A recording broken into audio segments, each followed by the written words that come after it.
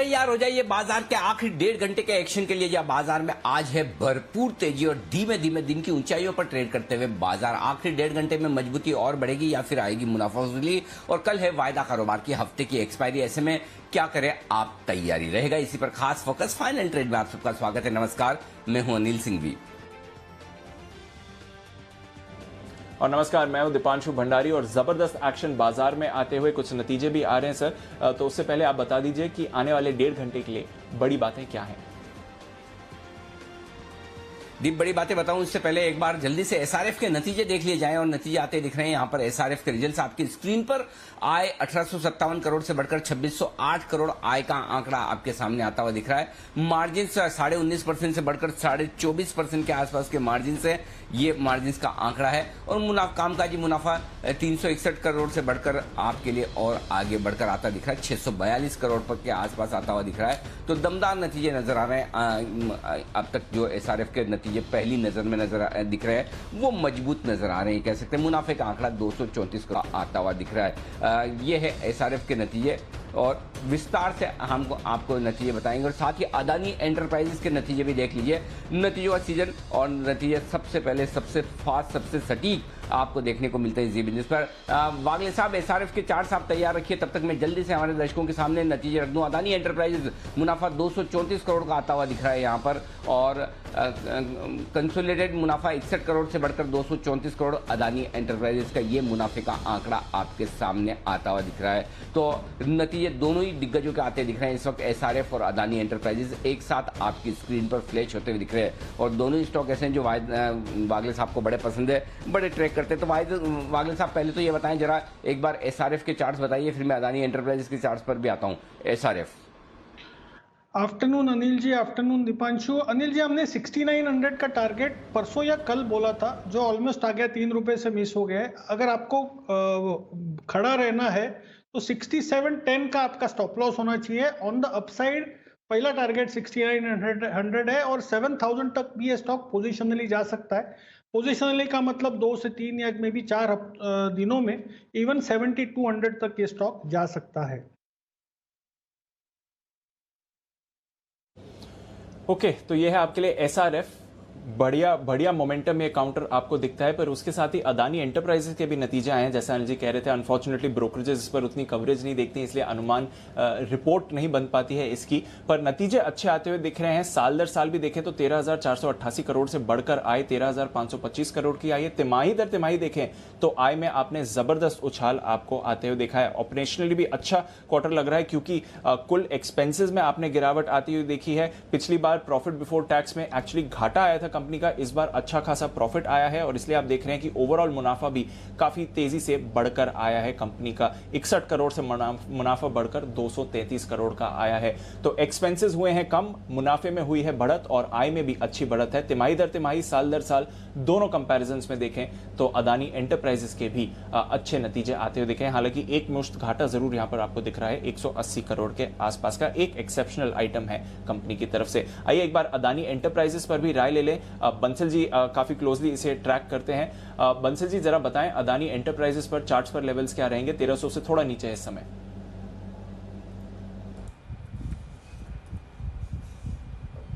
Deepanshu, Adani enterprises का technical structure देखें तो एकदम बढ़िया है। हाइस के अराउंड चल रहा है, कल के हाइस के थोड़ा सा नीचे चल रहा है, जैसे अभी आपने मेंशन करा। तो दीपांशु, कोई नियर बाय स्टॉप लॉस नहीं है। नियर बाय भी कोई लेवल देखें तो आज के जो लोज हैं 1240 के, उसके ऊपर 1244 एक इमीडिएट सपोर्ट आता है और अनचार्टेड टेरिटरी में चल रहा है, तो कोई रेजिस्टेंस नहीं है। जिनके पास है क्लियरली होल्ड करें और गिरावट पर खरीदारी की राय होगी। और ऊपर में अगर शॉर्ट टर्म के लिए देखें तो यही जो हाइज हैं 1295, 96, ये एक रेजिस्टेंस है। ये लेवल्स क्रैक होंगे तब एक नई टेरिटरी में स्टॉक ऊपर की तरफ जाएगा।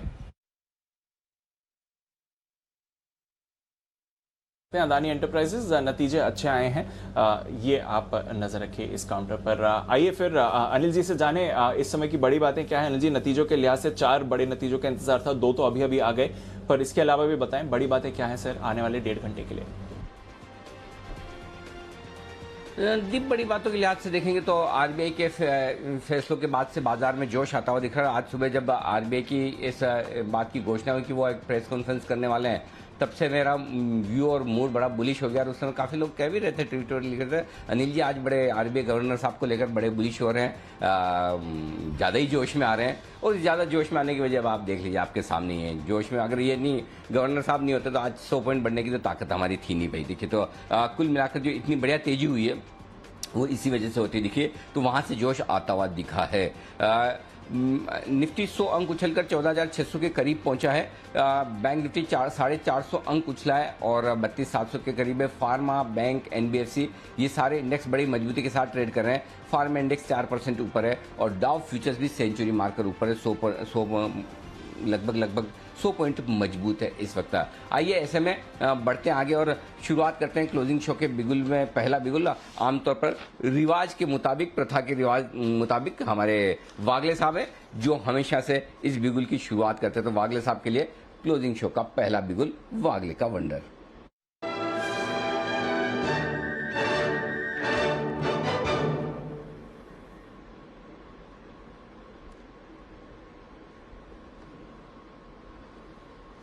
वागले साहब बताएं। अनिल जी, मेरे को 2 स्टॉक्स कवर करने हैं, मुझे आप अगर इजाजत देंगे तो, क्योंकि मुझे उसमें डिले नहीं करना है। और आज हाँ बिल्कुल सर, आज सिर्फ फार्मा का दिन है। जो लुपिन ने किया, मुझे लगता है आज और कल में जो स्टॉक्स करेंगे वो मैंने आइडेंटिफाई किए हैं। पहला स्टॉक है ग्रैन्यूल्स, 354 के करंट भाव से बाय करें। 350 का स्टॉप लॉस, मतलब 350 ब्रेक होगा तो आपका स्टॉप लॉस होना चाहिए 349.80, 349.50 का। 365 का 10 रुपए का टारगेट मुझे दिखता है, जो 1:3 का ट्रेड सेटअप मिलता है। दूसरा है अपोलो हॉस्पिटल, 3330, 3340, इसमें तो सिर्फ 35-40 रुपए का रिस्क है। 3300 ब्रेक करता है तो आप निकल जाए, वो आपका स्टॉप लॉस होगा। मेरा 3450, 3480 तक के टारगेट्स है।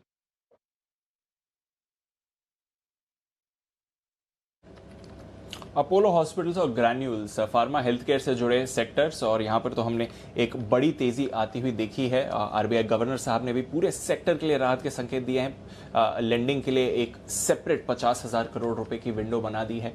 Health care, medical equipment, diagnostic, corona की लड़ाई में जिन जिन सेक्टर्स में आप फ्रंट लाइन पर एक्शन बनते हुए देख रहे हैं, उनके लिए गवर्नर साहब की तरफ से एक बड़ी राहत आती हुई दिखी है। तो आइए फिर फार्मा सेक्टर्स पर तो फोकस है, नतीजे भी आ रहे हैं थिक एंड फास्ट। एक बार देख लेते हैं कौन से अहम ट्रिगर्स हैं आने वाले दिनों के लिए जहां पर हमारी नजर बनी हुई है, और साथ ही बड़ी खबरों वाले शेयर्स कौन से हैं। मानसी और वरुण हमारे साथ तैयार हैं। मानसी, गुड आफ्टरनून, बताएं कौन से ट्रिगर्स पर नजर है।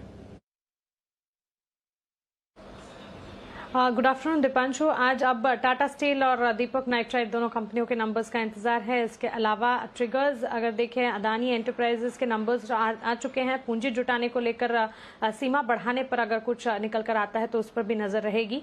साथ ही कल के important result hero MotoCorp, Tata consumer Nifty space में आते हुए दिखेंगे। वहीं कोफोर्ज के नतीजे वायदा बाजार में कल आते दिखेंगे। निफ्टी बैंक निफ्टी की वीकली एक्सपायरी भी होगी और साथ ही Sundaram finance holding right issue 6 मई से लेकर 2 जून तक खुलने जा रहे हैं। दाम इसके 50 रुपए प्रति शेयर और रेशियो 23:49 का यहां पर तय किया गया है।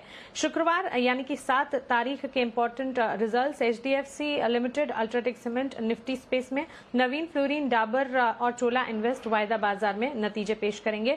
और ट्रिगर्स, गति पूंजी जुटाने को लेकर एक बोर्ड बैठक करेंगे। इंटरग्लोब एविएशन क्यूआईपी के जरिए पूंजी जुटाने पर बोर्ड बैठक होगी। वहीं केडीडीएल 25 करोड़ का बायबैक इस दिन बंद हो जाएगा, दाम जिसके 230 रुपए प्रति शेयर तय किए गए हैं। और एक और ट्रिगर है वैभव ग्लोबल पर 7 तारीख यानी कि शुक्रवार का दिन स्टॉक स्प्लिट की एक्स डेट होगी, तो इस पर भी नजर रहेगी। बिल्कुल, तो ढेरों स्टॉक्स हैं जहां पर आपको एक्शन बनते हुए दिखेगा। आइए जिस तरह से ट्रिगर्स की हमने बात करी, उसी तरह से खबरों वाले शेयर्स भी जान लेते हैं वरुण के साथ। एक बार मैं वरुण के पास जाऊं उससे पहले जेएलआर के बिक्री के आंकड़े आ रहे हैं। टाटा मोटर्स फोकस में है। अप्रैल में यूके की जेएलआर बिक्री में काफी तेज गिरावट हुई है। आधे से ज़्यादा की गिरावट हो चुकी है, 50% से ज़्यादा फिगर्स गिरकर आए हैं। लगभग 19,000 यूनिट से घटकर 8,400 यूनिट्स के करीब बिक्री हुई है। मंथ ऑन मंथ कंपैरिजन है तो अप्रैल में यूके में JLR बिक्री में भी एक आपने बड़ी गिरावट आती हुई देखी है मार्च के मुताबिक, अगर आप ये आंकड़ा देखेंगे टाटा मोटर्स पर। बंसल जी, वैसे भी 300 के नीचे ही स्टॉक बना हुआ है, काफ़ी समय से थोड़ा कंसोलिडेट कर रहा है। कोई लेवल्स इंपॉर्टेंट टाटा मोटर्स के लिए?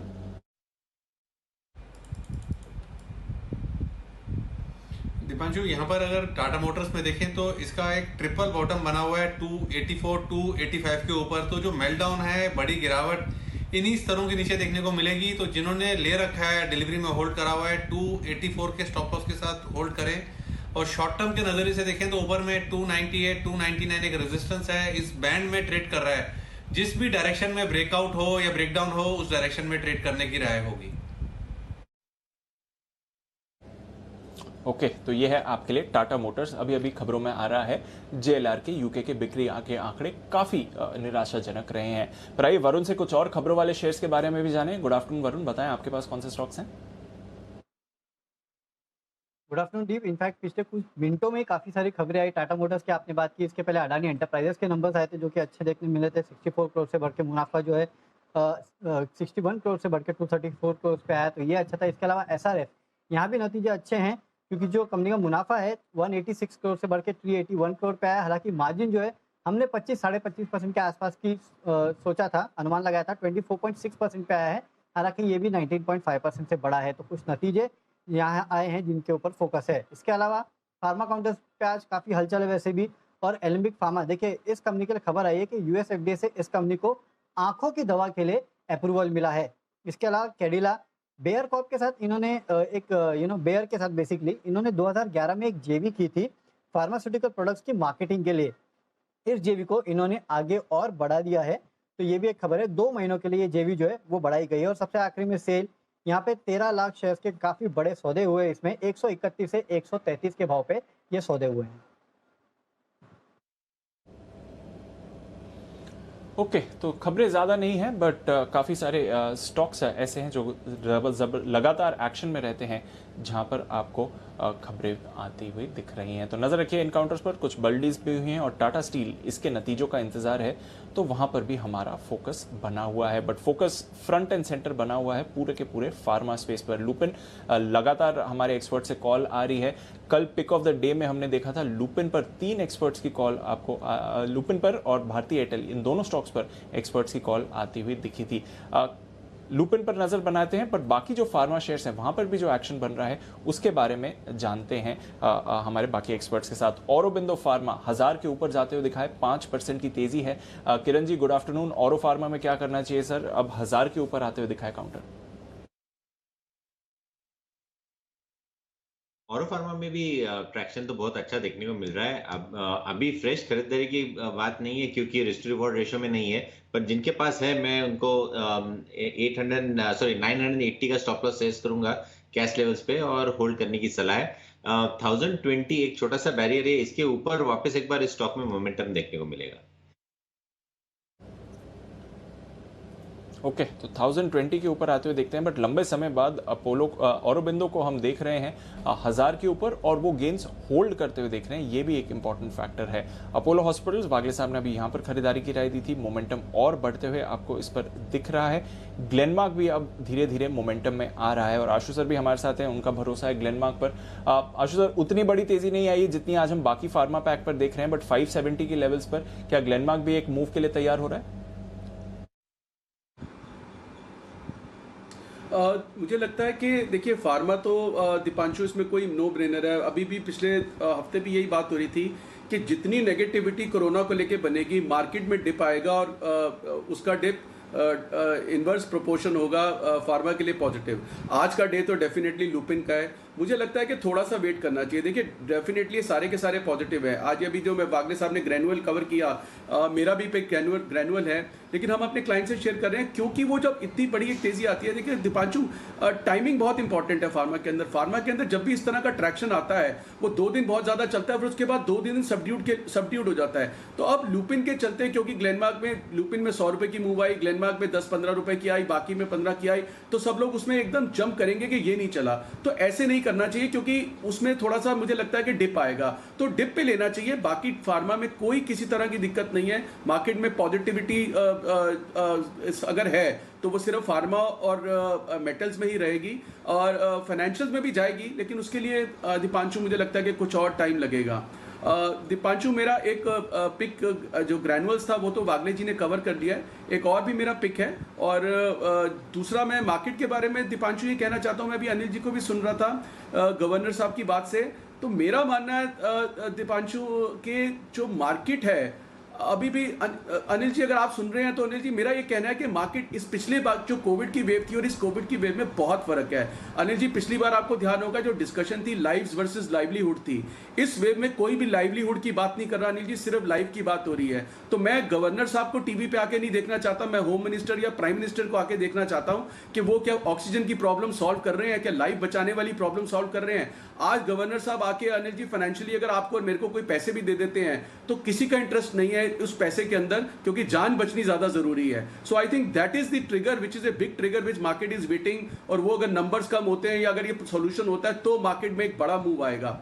Having said that, Anil ji, में जो मैं बार बोलता हूँ, ये सारी की सारी नेगेटिव ही आपको और मेरे को पता है, सब कुछ पता है, तो जो नॉन डेविल होता है वो इतना बड़ा डेविल नहीं होता, इसलिए शायद कहीं ना कहीं ये सब कुछ डिस्काउंटेड है। और उसके बाद शॉर्ट जो लॉजिकल और एक नेचुरल ट्रेड होता है कि ऐसी एडवर्सिटी में शॉर्ट होता है तो हम शॉर्ट कवरिंग देखते हैं। तीसरा एक फिनोमिना अनिल जी इस मार्केट में और देखा जा रहा है वो ये है कि डिसइंटरेस्ट आ रहा है। वो डिसइंटरेस्ट इसलिए भी आ रहा है अनिल जी, जो पिछले कोविड की थी, लोगों ने घर बैठ के बहुत पार्टिसिपेट किया था, एंजॉय किया था मार्केट को, खाना पीना किया था, सब कुछ है। इस बार अनिल जी आप किसी भी ग्रुप में उठा के देख लिए, सिर्फ एक नेगेटिव न्यूज आ रही है, या किसी डेथ की आती है, या किसी को ऑक्सीजन चाहिए, या वो चाहिए मेडिसिन चाहिए, मेडिकेट चाहिए। तो इसके चलते अनिल जी जो पार्टिसिपेशन है वो भी लो हो गई है, जिसकी वजह से कोई बड़ी मूव डिसाइसिव दोनों तरफ नहीं दिखती। मार्केट रेंज बाउंड है, हमें लगेगा वही वाली के बिल्कुल गया, कोई बहुत बड़ी नेगेटिव आएगी, कोई अच्छा दिखेगा तो गया, लेकिन अभी कुछ भी नहीं हो रहा। रेंज बाउंड मार्केट है, लेड बाय फार्मा।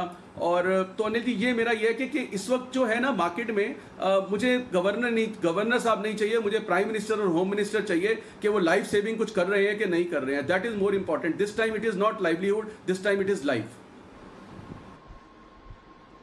बिल्कुल, बात तो आपकी सही है, और जिस दिन प्राइम मिनिस्टर या होम मिनिस्टर स्पीच देंगे उनको भी हम जरूर सुनवाएंगे, लेकिन अब तो हमारे हाथ में तो जो है वही कर सकते हैं। गवर्नर साहब ने आज स्पीच दी तो आशीष हम उसको ही सुनवा सकते हैं। बात तो सही है, इस वक्त पिछली बार और इस बार की जो कोरोना की लहर है उसमें ये बड़ा फर्क है।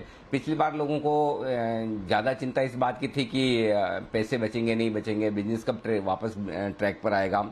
इस बार चिंताएं दूसरी है कि इलाज मिलेगा नहीं मिलेगा, जान बचेगी नहीं बचेगी। वाकई में इस बार जो नुकसान लोगों का हो रहा है इस बार पैसे के अलावा हेल्थ का और साथ ही जान का, वो बहुत ही ज्यादा है, और आपकी चिंताएं साफ मुझे दिख रही है। आइए बढ़ते हैं आगे, और इस वक्त एक बड़ी और एक्सक्लूसिव खबर के साथ हमारे साथ तैयार है स्वाति खंडेलवाल। आइए स्वाति से जानते हैं किस कंपनी को लेकर क्या है बड़ी खबर। स्वाति बताइए।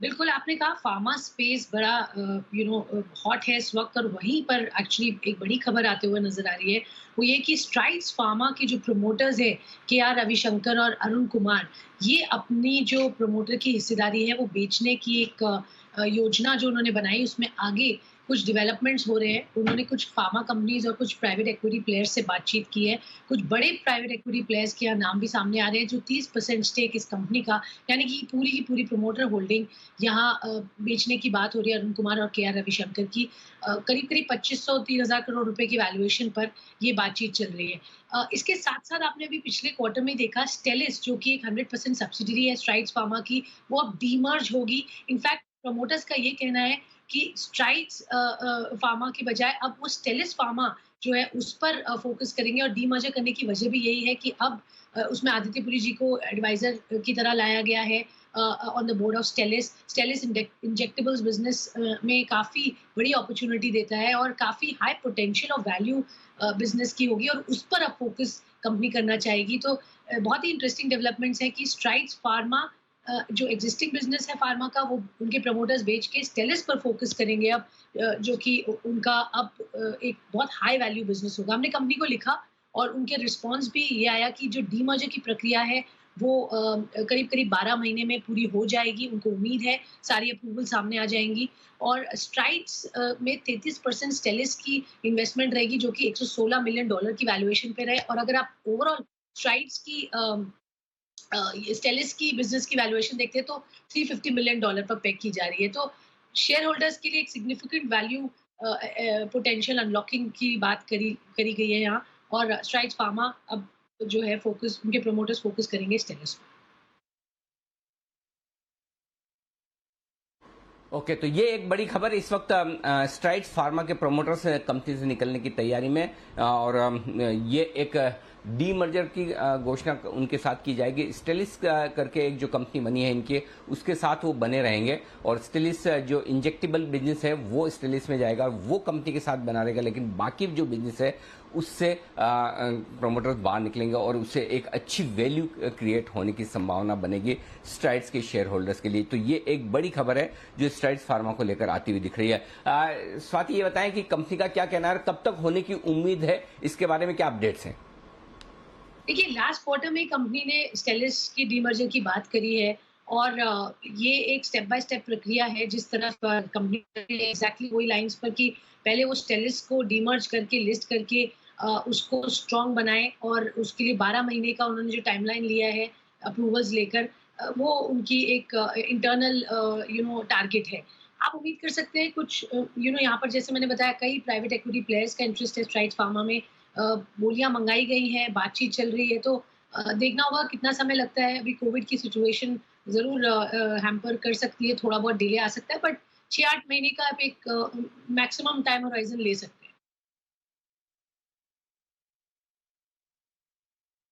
ओके, तो ये है आपके लिए राय स्ट्राइड्स फार्मा पर इस वक्त आती हुई। जय, जरा स्ट्राइड्स फार्मा के चार्ट देखिए और दीजिए अपनी राय। आज फार्मा स्टॉक सारे मजबूती में है, भारी भरकम वॉल्यूम भी है इस काउंटर पर भी। क्या कुछ और तेजी के लिए तैयार है ये counter? Good afternoon to you Anil ji and good afternoon to Deep. बिल्कुल अनिल जी, मुझे ऐसा लग रहा है कि जो हिसाब से पूरे ही फार्मा पैक में एक अच्छा मोमेंटम है, जिसमें से एक लुपिन है जो हम सभी ने एक बार रेकमेंड किया है, और स्टार, मुझे ऐसा लग रहा है कि जो हिसाब से स्टार में भी एक अच्छा सपोर्ट है नीचे की तरफ लगभग 840 के आसपास अनिल जी, मुझे ऐसा लग रहा है कि ऊपर में इसके लगभग 975 तक के लेवल्स हमें पोजिशनल पॉइंट ऑफ व्यू देखने मिलने चाहिए। शॉर्ट टर्म की अगर मैं बात करूँ देन डेफिनेटली 900 920 के लेवल्स देखने मिलेंगे, बट पोजिशनल पॉइंट ऑफ 975 के लेवल्स बनते हैं ये स्टॉक के। ये स्टॉक की एक बहुत ही अच्छी खूबी ये रही है निजी कि कभी भी ये स्टॉक में एक अच्छा मूव आता है उसके बाद ये 50 डेमा और 200 डेमा आइदर ऑफ दीज एवरेजेस पर सपोर्ट लेकर एक फिर से फ्रेश हाई बनाता है। दिस टाइम ऑल्सो ये स्टॉक ने 200 डेमा पर एक सपोर्ट लिया और फिर से एक अप ट्रेंड दिखा रहा है। इसीलिए मुझे ऐसा लग रहा है कि फिर से एक प्रीवियस हाइस के ऊपर जाएगा और 975 तक के लेवल्स हमें दिखाएगा। तो ये है आपके लिए 975 तक के टारगेट्स आगे बनते हुए दिखेंगे। स्ट्राइड्स फार्मा में बड़े टारगेट्स जय की तरफ से आते हुए दिख रहे हैं। तो ये है स्टॉक जो मजबूती के साथ आगे बढ़ने की तैयारी में, और ये जो डेवलपमेंट है वो काफी अच्छे साबित होंगे इस स्टॉक के लिए। इस पर रखिएगा आप नजर। आइए बढ़ते हैं आगे, और हमारे साथ आशु सर हैं। आशु सर के लिए बिगुल स्विंग के सुल्तान आशु मदान।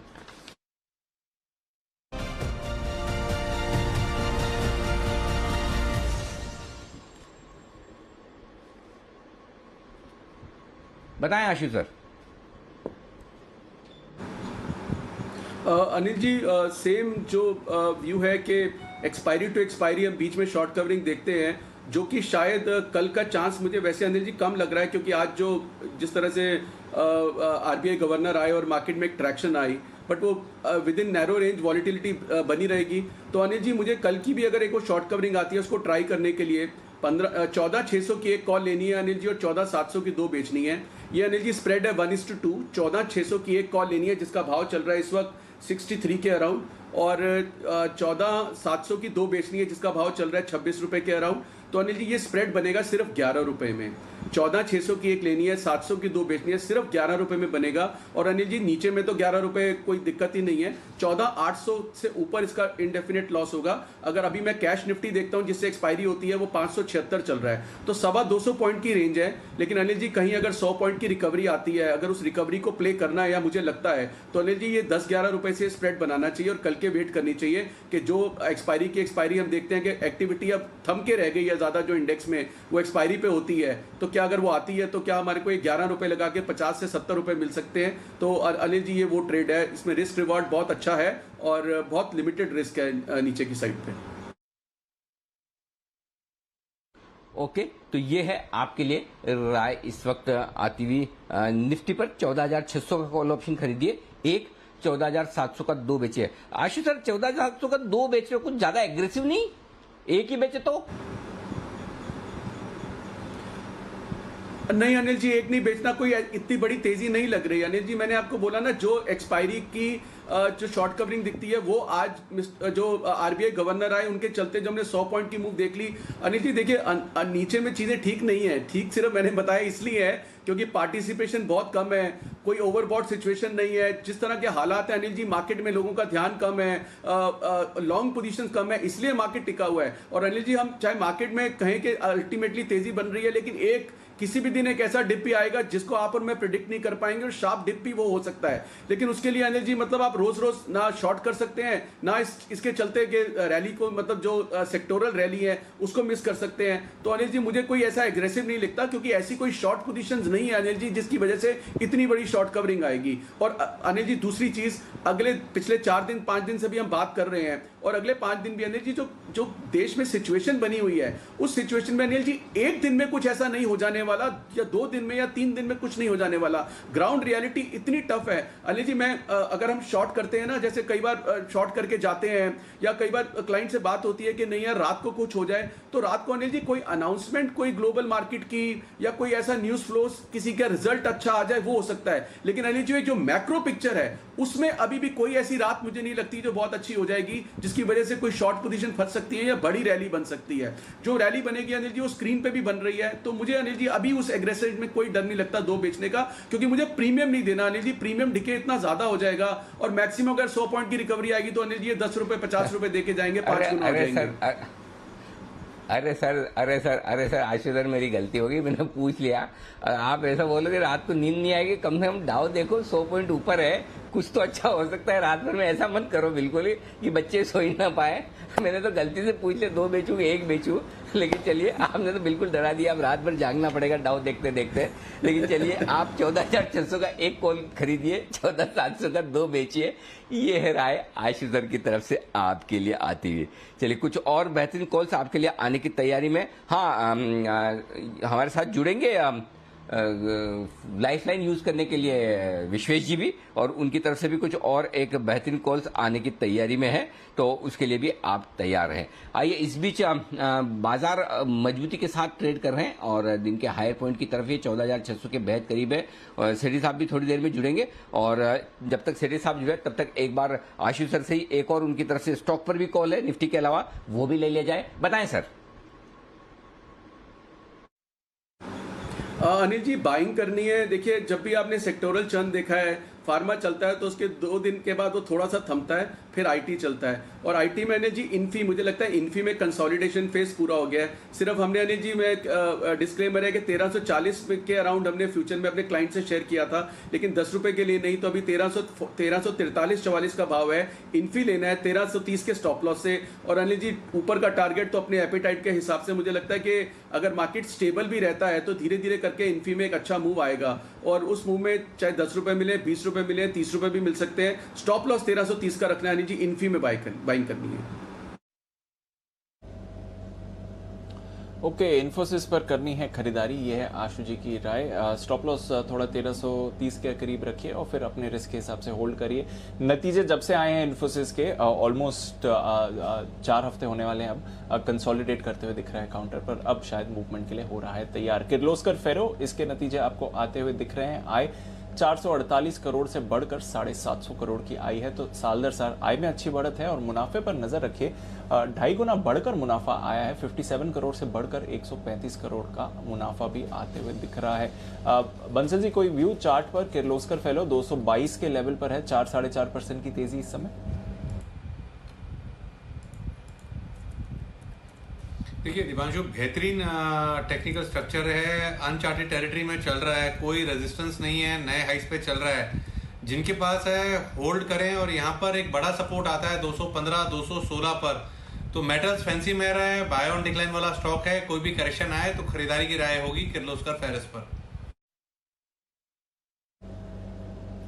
ओके, तो यह है आपके लिए किर्लोस्कर फेरो। नतीजे अच्छे आते हुए दिख रहे हैं साल दर साल के बेसिस पर। आइए एक बिगुल जय ठक्कर के लिए, जय का जैकपॉट।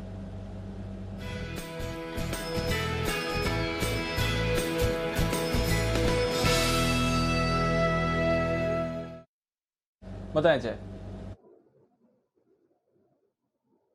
दीपांशु, खरीद कर चलना है बजाज फिनसर्व फ्यूचर्स 11,055 11,060 के आसपास ये ट्रेड कर रहा है। 10,850 का 200 पॉइंट नीचे एक स्टॉप लॉस रखना है दीपांशु। फर्स्ट टारगेट इसमें जो बनेगा 11,350 का है, दूसरा टारगेट बनेगा 11,500 का। 11,350 11,500 ये दो टारगेट्स के लिए बजाज फिनसर्व को खरीदना है। बहुत ही अच्छा कंसोलिडेशन हमें देखने मिल रहा है लास्ट आज चौथा दिन है इनफैक्ट, और ये 4 दिन में जो कंसोलिडेशन हुआ है दीप, इसके वजह से एक आर्ली चार्ट्स में बहुत ही अच्छा सिमेट्रिकल ट्रायंगल पैटर्न फॉर्म हुआ है फोर्थ वेव में उसके, और ऊपर की तरफ एक ब्रेकआउट आएगा मुझे ऐसा लग रहा है। तो risk reward point of view बहुत ही बढ़िया है। लगभग 450 पॉइंट ऊपर सेकंड टारगेट बन रहे हैं एंड 200 पॉइंट नीचे एक स्टॉप लॉस है। तो मोर देन 1:2 का रिस्क रिवॉर्ड यहाँ पे बन रहा है। ओके, तो ये आपके लिए राय इस वक्त खरीदारी करने के लिए आज से बजाज फिनसर्व में। जय, ये इसका स्प्लिट करवा दें क्या बजाज फिनसर्व का? ये 5 डिजिट में मेरे है ना लिखने में बहुत जगह बहुत घेरता है एक्चुअली, पूरी शीट ही भर जाती है। आपके भी 4 बार बोलने में मुश्किल आ रही थी, मुझे ऐसा लग रहा था, करेक्ट? बिल्कुल अनिल जी, करवा ही देना चाहिए। इनफैक्ट आपको तो पता है अनिल जी, काफी समय में ऑप्शंस में भी कॉल देता हूँ, बट जब कोई ऐसा स्टॉक होता है ना अनिल जी, तो उसके ऑप्शंस में इतनी लिक्विडिटी हमें मिलती नहीं है जनरली। वो 5, 10, 20 रुपए के फर्क होते हैं, तो उसमें तो ऑप्शन ट्रेडर्स को काम ही नहीं होता। तो अगर लॉट साइज भी अगर प्राइस कम हो गई, स्प्लिट हो गया, तो वो ऑप्शंस में भी लिक्विडिटी बढ़ जाएगी। तो ये किरण जी, आप मुस्कुराइए मत, ये मेरा और जय का इशारा आप ही की तरफ है। ये काम आप ही करवा सकते हैं। बजाज फाइनेंस, बजाज फिनसर्व, ये 2 स्टॉक, तीसरा बजाज स्टॉक, जितना आपने रिकमेंड किए होंगे और तो किसी ने किए नहीं। आप चाहें तो इसकी स्प्लिट भी हो जाए, तो कम से कम थोड़ा आराम हो जाए और थोड़ा लिक्विड भी हो जाए, ऑप्शंस में मजा आ जाए। चलिए आइए, एक और स्टॉक जो आपके लिए कमाल करने की तैयारी में और उसके लिए तैयार है सेठी साहब, और उसके बाद 2:30 बजे की स्ट्रेटेजी भी आने वाली है। तो पहले सेठी साहब से करेंगे मुलाकात, सदाबहार सेठी साहब की short term pics.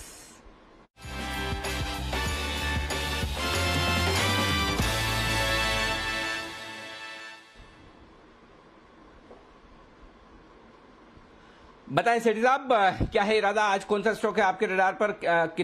Cash, future, बहुत मिक्स क्या रखा है आज? गुड आफ्टरनून अनिल जी, आज खरीदारी करने की सलाह है, लेकिन स्टॉक एक ही है। कैश मार्केट का एक स्टॉक है जिसमें खरीदारी करनी है। ऐसा क्यों, एक ही क्यों? अनिल जी, F&O का जो स्टॉक पसंद आ रहा था वो कवर हो चुका है। कई जनों ने कवर कर दिया और स्टॉक ऑलरेडी उनके बोलने के बाद चल भी चुका है। जैसे लॉरेंस लैब था, नहीं सॉरी, ग्रेन्यूल्स इंडिया था मेरे रडार पे, तो इसलिए मैंने फिर आज स्किप कर दिया। मैंने बोला कैश मार्केट का ही एक स्टॉक देता हूँ। चलो कोई बात नहीं, बताएं सर, कौन सा स्टॉक है कैश मार्केट का जो आज आपको पसंद है? अनिल जी, कैश मार्केट का जो स्टॉक है, पहले स्टॉक का नाम बोलता हूँ, प्राइस। कंपनी का नाम है एस्कर डीएम हेल्थ केयर, जो अभी 150-51 के लेवल पे ट्रेड कर रहा है। ये एक हॉस्पिटल के बिजनेस में है। आज हमने देखा हॉस्पिटल वाले जितने स्टॉक्स हैं उनमें एक दमदार तेजी बनी हुई है। अभी थोड़ी देर पहले वागले जी ने भी अपोलो हॉस्पिटल को रिकमेंड करा। बाकी भी आप देखेंगे, इंद्रप्रस्थ मेडिको है 13% ऊपर, मैक्स हेल्थ केयर भी ऊपर है काफी अच्छे तरह से। और आज सुबह आरबीआई गवर्नर ने भी जो मेडिकल इंफ्रास्ट्रक्चर के लिए 50,000 करोड़ का एक फंड करने की बात करी। और इस कंपनी के बारे में बताऊं तो एक देखिए, मार्केट कैप अराउंड 7,500 करोड़ का, तो कुछ छोटी कंपनी नहीं है। बाकी ये इस कंपनी के 7 कंट्रीज में करीबन 26 हॉस्पिटल्स हैं, 115 क्लिनिक्स है, 225 फार्मेसीज हैं। और ये मिडिल ईस्ट की, मतलब दुबई में काफी इनके हॉस्पिटल्स है, मिडिल ईस्ट की बाकी कंट्रीज में भी है, और इंडिया में आपके साउथ इंडिया में जैसे केरला में कोची, त्रिवेंद्रम, फिर बैंगलोर, चेन्नई, हैदराबाद वगैरह में इनके हॉस्पिटल्स है। एक अच्छी कंपनी है, फंडामेंटल्स बहुत ही अच्छे हैं। ऑपरेटिंग प्रॉफिट मार्जिन करीबन 10-1% का है, रिटर्न ऑन इक्विटी 10-11%। पिछले 3 साल में जबरदस्त ग्रोथ दर्ज करी है कंपनी ने, 47% के कैगर से ग्रोथ दर्ज करी है। प्रोमोटर्स की अच्छी खासी 38% की हिस्सेदारी है, कुछ भी प्लेज नहीं है। और बाकी इसकी शेयर होल्डिंग देख रहा था तो कई एफआईआईज और दिग्गज म्यूचुअल फंड्स ने इसमें निवेश कर रखा है, जैसे HDFC mutual fund, ICICI, true life, फिर टाटा लाइफ इंश्योरेंस फंड और कई एफआईआई ने भी इसमें इन्वेस्ट कर रखा है। तो स्टॉक मुझे अच्छा लग रहा है, ये करंट लेवल्स में खरीदारी करने की सलाह है। शॉर्ट टर्म में टारगेट है 165 का, स्टॉप लॉस रखना है 145 का। ओके, तो 165 का टारगेट, 145 का स्टॉप लॉस सेठी साहब की तरफ से। एस्टर डीएम हेल्थ केयर, ये है काउंटर जो उन्हें पसंद आ रहा है। और अनिल जी, सेठी साहब ने एस्टर डीएम की बात करी, वागले साहब ने अपोलो हॉस्पिटल्स की बात करी, नारायण हृदयालय पर देखिए 4% की तेजी है। आपका पिछले हफ्ते एग्जैक्टली एक हफ्ते पहले लास्ट वेडनेसडे 28 तारीख को इंद्रप्रस्थ मेडिकल, ये आपने खरीदने के लिए कहा था 67 के लेवल्स पर, 72 और 75 के टारगेट्स दिए थे, वो तो रिसेंट टाइम्स में आ ही गए। एक बार जरा इंद्रप्रस्थ मेडिकल की चार्ट आज देखिए सर, 81 के लेवल्स पर ट्रेड कर रहा है 16.5% की तेजी के साथ। इस पर अपनी राय फिर से दें। पिछले हफ्ते के तो टारगेट्स आ गए, बट एक बड़ा ब्रेकआउट आज भी आते हुए दिख रहा है। दीप, और यहाँ पर बड़े टारगेट्स के लिहाज से ही खरीदारी करने की राय दी थी। ये स्टॉक पहले हमारा मालामाल वीकली में भी रह चुका था, मेरे ख्याल से 40-45 रुपए की रेंज में हमने उसे वहां पर कवर किया था। उसके बाद अभी जो डेट आप बता रहे, मेरी तो डेट ध्यान से भी निकल गई, 4-5 दिनों पहले की बात है जहां पर खरीदारी की। लेकिन मुझे ये जरूर याद है, कल 70 रुपए के आसपास बंसल जी पूछ रहे थे कि ये शायद दवाइयों का और वो दूसरा कारोबार नहीं करता, लैब वगैरह का, पैथ लैब का, डायग्नोसिस का, लेकिन सिर्फ हॉस्पिटल में बेड देने का काम करता है, तो फिर क्या इसमें इतनी तेजी बननी चाहिए? तो बंसल जी को कल भी वो जवाब मेरा हाँ में ही था कि आप चिंता मत कीजिए, अच्छी तेजी बनेगी। बंसल जी, अब आपके सामने है 82 रुपए का लेवल, फिर आ गया आज 18% ऊपर। अब आप बताइए आपके टारगेट्स क्या हैं, स्टॉप लॉस टारगेट वगैरह रिवाइज करके चार्ट्स के हिसाब से बताइए। देखिए अनिल जी, स्टॉप लॉस तो कुछ नहीं, नियर बाय नहीं है, स्टॉक अनचार्टेड टेरिटरी में। अनिल जी, पहली बार इसने ऐतिहासिक लेवल्स तोड़े हैं, अनचार्टेड टेरिटरी में आया है पहली बार जब से लिस्ट हुआ है, और ये लेवल्स कभी नहीं तोड़े थे। और जिस तरीके से लेवल टूटे हैं अनिल जी, ये स्टॉक इसी सप्ताह में 100 रुपीज के लेवल्स ऊपर टच करने का पोटेंशियल रखता है। तो निवेश वाला स्टॉक है, कोई नियर बाय स्टॉप लॉस नहीं है। 74-75 से पहले कोई भी स्टॉप लॉस नहीं है। तो जिन्होंने डिलीवरी पे ले रखा है, होल्ड करें, और खरीदारी की राय करेक्शन पर डिलीवरी में ही खरीदें। ऐतिहासिक स्तर टूट रहे हैं, जैसे दीपांशु ने अभी बोला कि एक ब्रेकआउट देखने को मिल रहा है। तो करेक्शन ये है कि ब्रेकआउट नहीं, बड़े वाला ब्रेकआउट है। 100 रुपीज के टारगेट शॉर्ट टर्म में देखने को मिलेंगे यहाँ पर।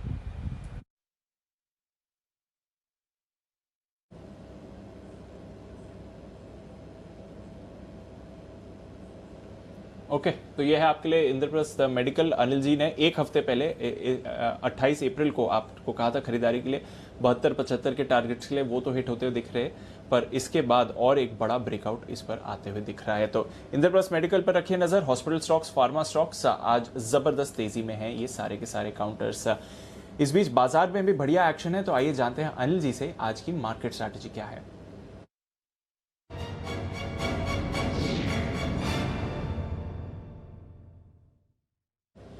सर, ग्लोबल बाजार तो सुबह से ही सपोर्टिव दिख रहे हैं। कल थोड़ा गिरावट आई थी जैनेट येलन के कमेंट्स के बाद, पर वहां से जो रिकवरी आई है वो सस्टेन होती है दिख रही है। डाउ फ्यूचर्स अभी भी 100 पॉइंट्स ऊपर है, नैस्डैक फ्यूचर्स में आधे % की तेजी है।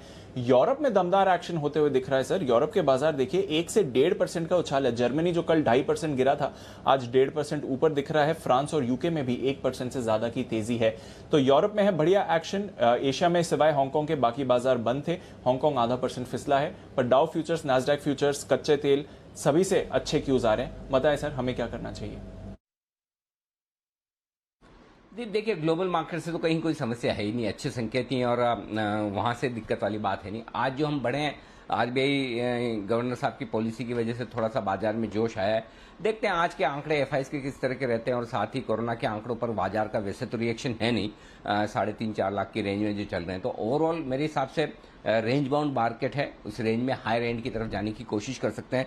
बचे हुए समय के लिए 14,600 ये आपके लिए मेक और ब्रेक लेवल है। अभी तक के डेटा देखकर ऐसा लग रहा है कि शायद 14,600 को पार करने की जल्दी में नहीं है क्लोजिंग आखिरी 1 घंटे में, लेकिन अगर 3 बजे के पहले 14,600 को पार करता है दीप, और उसके बाद अगर टिक जाता है थोड़ी सी देर 3 बजे के पहले पहले 14,600, तो मुझे लगता है कि 14,630-35 यहाँ पर कहीं न कहीं बाजार क्लोज होना चाहिए आज के हाई के आसपास, जो 14,630 14,635 का लेवल दिखा रहा है। अगर 3 बजे तक हम 14,600 को पार करके टिक जाते हैं तो आखिरी आधा घंटा आपको 14,600 के ऊपर चाहिए और अगला टारगेट 14,675 का बनेगा। 14,675 तक दिन के दौरान जा सकते हैं, बंद 14,630-35 के आसपास होने चाहिए, ये डेटा में रीडिंग दिख रही है। और इसकी वजह भी बता दूं, 14,600 के पुट पर 35 लाख शेयर हैं, 20 लाख शेयर आज ही जुड़े हैं। 14,600 के कॉल्स पर 42 लाख शेयर हैं, 14 लाख शेयर आज ही जुड़े हैं। तो 14,600 आपके लिए कश्मकश मेक और ब्रेक लेवल है। तो अभी का माहौल देखते हुए आपको लगेगा कि शायद 14,600 पार न करें, लेकिन बाजार में जोश जबरदस्त है, शॉर्ट्स जबरदस्त हैं। कल वीकली एक्सपायरी भी है, आज आप 0.9293 के पुट कॉल रेशियो पर सुबह गए, तो उस लिहाज से एक जगह बनती है शॉर्ट कवरिंग की। बस यही है कि 3 बजे के पहले पहले 14,600 आपको पार करके टिकना है थोड़ी देर। अगर टिक गए तो 14,630-35 की क्लोजिंग यहां पर मिलनी चाहिए और 14,675 इसके आसपास इंट्राडे में पहुंच सकते हैं। ये तो बात होगी निफ्टी की। अब आइए बैंक निफ्टी।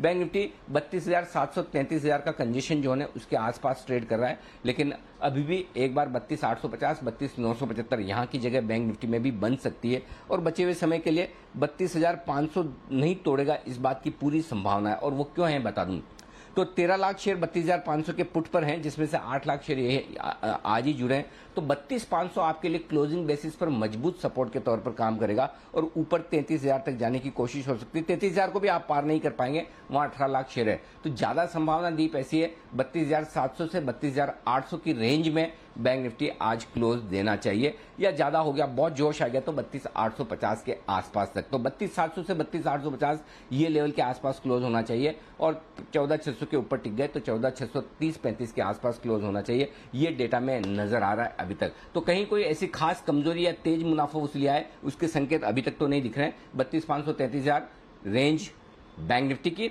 और 14,500 14,675 75 पॉइंट दोनों तरफ रेंज निफ्टी की, ये आपके लिए। आइए बढ़ते आगे। तैयार है विश्वेश जी, और विश्वेश जी के लिए बिगुल विश्वेश का विशेष।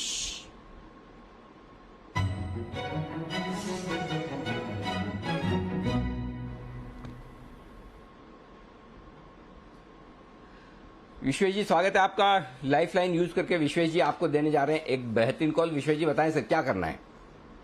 देखिए अनिल जी, मुझे ऐसा लगता है आज जो ऑनरेबल गवर्नर जी ने जो कमेंट्री दी है उसकी वजह से हम ऐसा स्ट्रॉन्ग कॉन्फिडेंस से कह सकते हैं कि बेस मार्केट का हायर बन गया है और मुझे ऐसा लग रहा है कि 14,000 अब टूटते मार्केट खत्म निकल जाएगा और मेरे हिसाब से 14,000 को हम फ्रेश 10,000 समझ के चले और अपसाइड में मुझे लगता है Nifty can cross the high also. तो अब वो स्टॉक बाय करने चाहिए जो मुझे लगता है चले नहीं है, जिसमें से सबसे पहला नाम आता है निफ्टी स्टॉक में, वो है मारुति।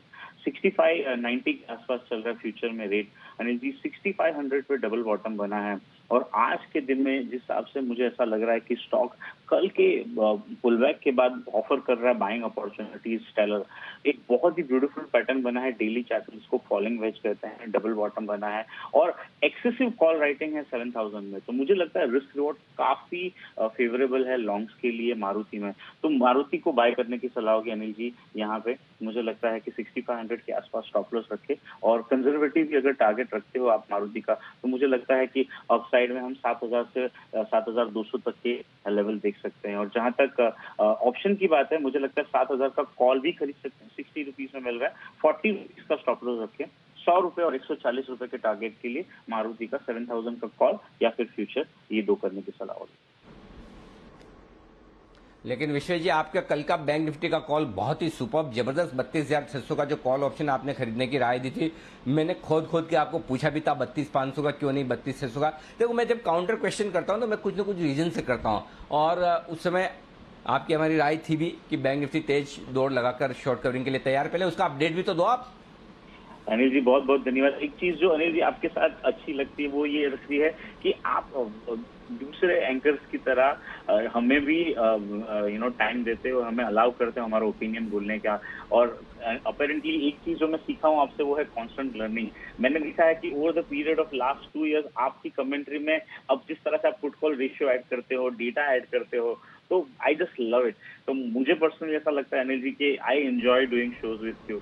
जहां तक कल के ट्रेड की बात है अनिल जी, तो मुझे ऐसा लगता है कि put call ratio bank Nifty का अगर 0.5 0.6 मिल जाए, निफ्टी का 0.7 मिल जाए, तो एक बार के लिए ट्रेड बनता ही बनता है। ऑन दी अपोजिट साइड 0.1 1.6 1.4 मिल जाए तो भी सेल ट्रेड बनता है। तो कल का अनिल जी वो 0.5 का पुट कॉल रेशियो काम कर गया। मुझे अभी भी ऐसा लगता है Anil ji, data is very clearly indicating कि हम 33,000 के ऊपर निकल जाएंगे।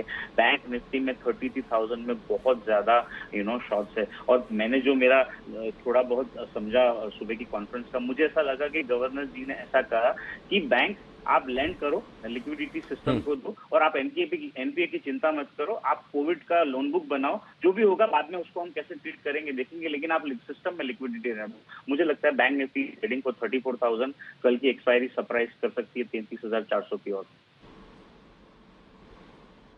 एक मिनट विश्वेश जी, आप लाइन पे रहिए। बंसल जी आपकी टिप्पणी पर विशेष टिप्पणी करना चाहते हैं। जी बंसल जी। देखिए विश्वेश जी, अभी आपने बोला कि आपको बहुत अच्छा लगता है, अनिल जी भरपूर टाइम देते हैं, तो विश्वेश जी थोड़ा सोच के बोले। देखिए अच्छा तो लगता है, बट साथ में भी ध्यान रखें कि आशु मदान जी आपसे भी ज्यादा टाइम लेते हैं, उस चीज को मद्देनजर रखते हुए अच्छा लगाएं।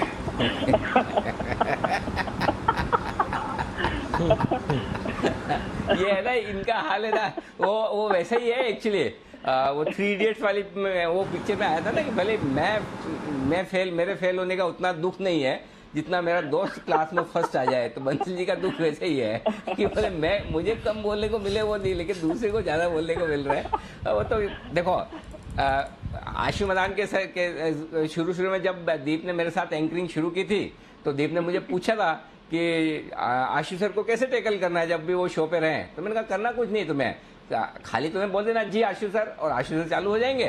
फिर जब भी आशु सर जहां सांस ले वहां पर आपको तुरंत बोलना है लेते एक छोटा सा ब्रेक। तो आशु सर के साथ एंकरिंग करने में सबसे बड़ा आराम है कि कुछ खास करने की जरूरत नहीं होती। जी आशु सर, जी आशु सर। अनिल जी, आपकी बात सुन के ना मुझे वो एक जोक याद आ गया कि वो एक कोई किसी से पूछता है कि अगर जंगल में जा रहे हो, सामने शेर आ जाएगा तो आप क्या करोगे? तो कहता है कुछ नहीं करेंगे, जो करेगा शेर करेगा। तो आपने कुछ ऐसी सजेशन मुझे लग रहा है दीपांशु को दे दी है। एब्सोल्युटली, हमें जो करना है आशु सर को ही करना है। लेकिन यही हमारा प्यार है सब एनालिस्ट के बीच में। देखिए सबसे बढ़िया बात ये कि ये जो बॉन्डिंग है हमारे सारे एक्सपर्ट्स के बीच में, जो हंसते हंसाते एक दूसरे को हम थोड़ी खिंचाई भी करते हैं, लेकिन जितनी खिंचाई करते हैं उससे कहीं ज्यादा प्यार करते हैं। विश्वेश जी धन्यवाद आपका, बंसल जी आपका भी धन्यवाद। ये ऐसे मुस्कुराहट के पल देते रहें। आइए बिगुल जय ठक्कर के लिए जय का जैकपॉट।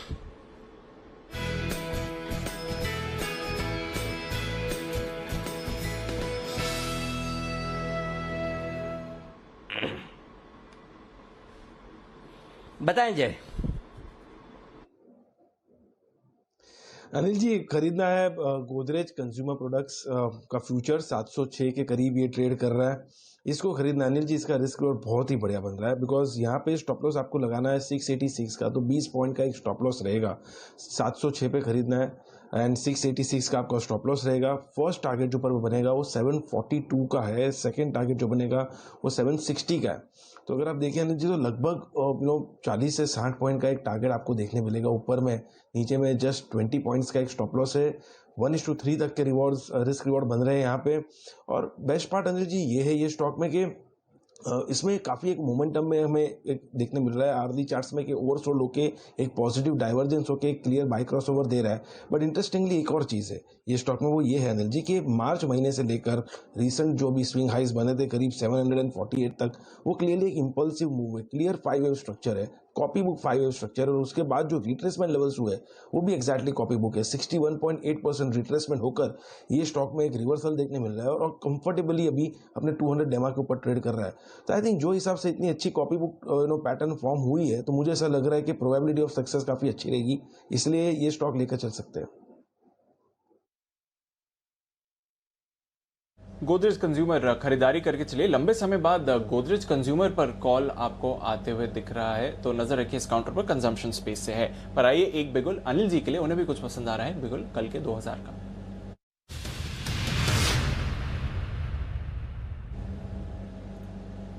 बताएं सर।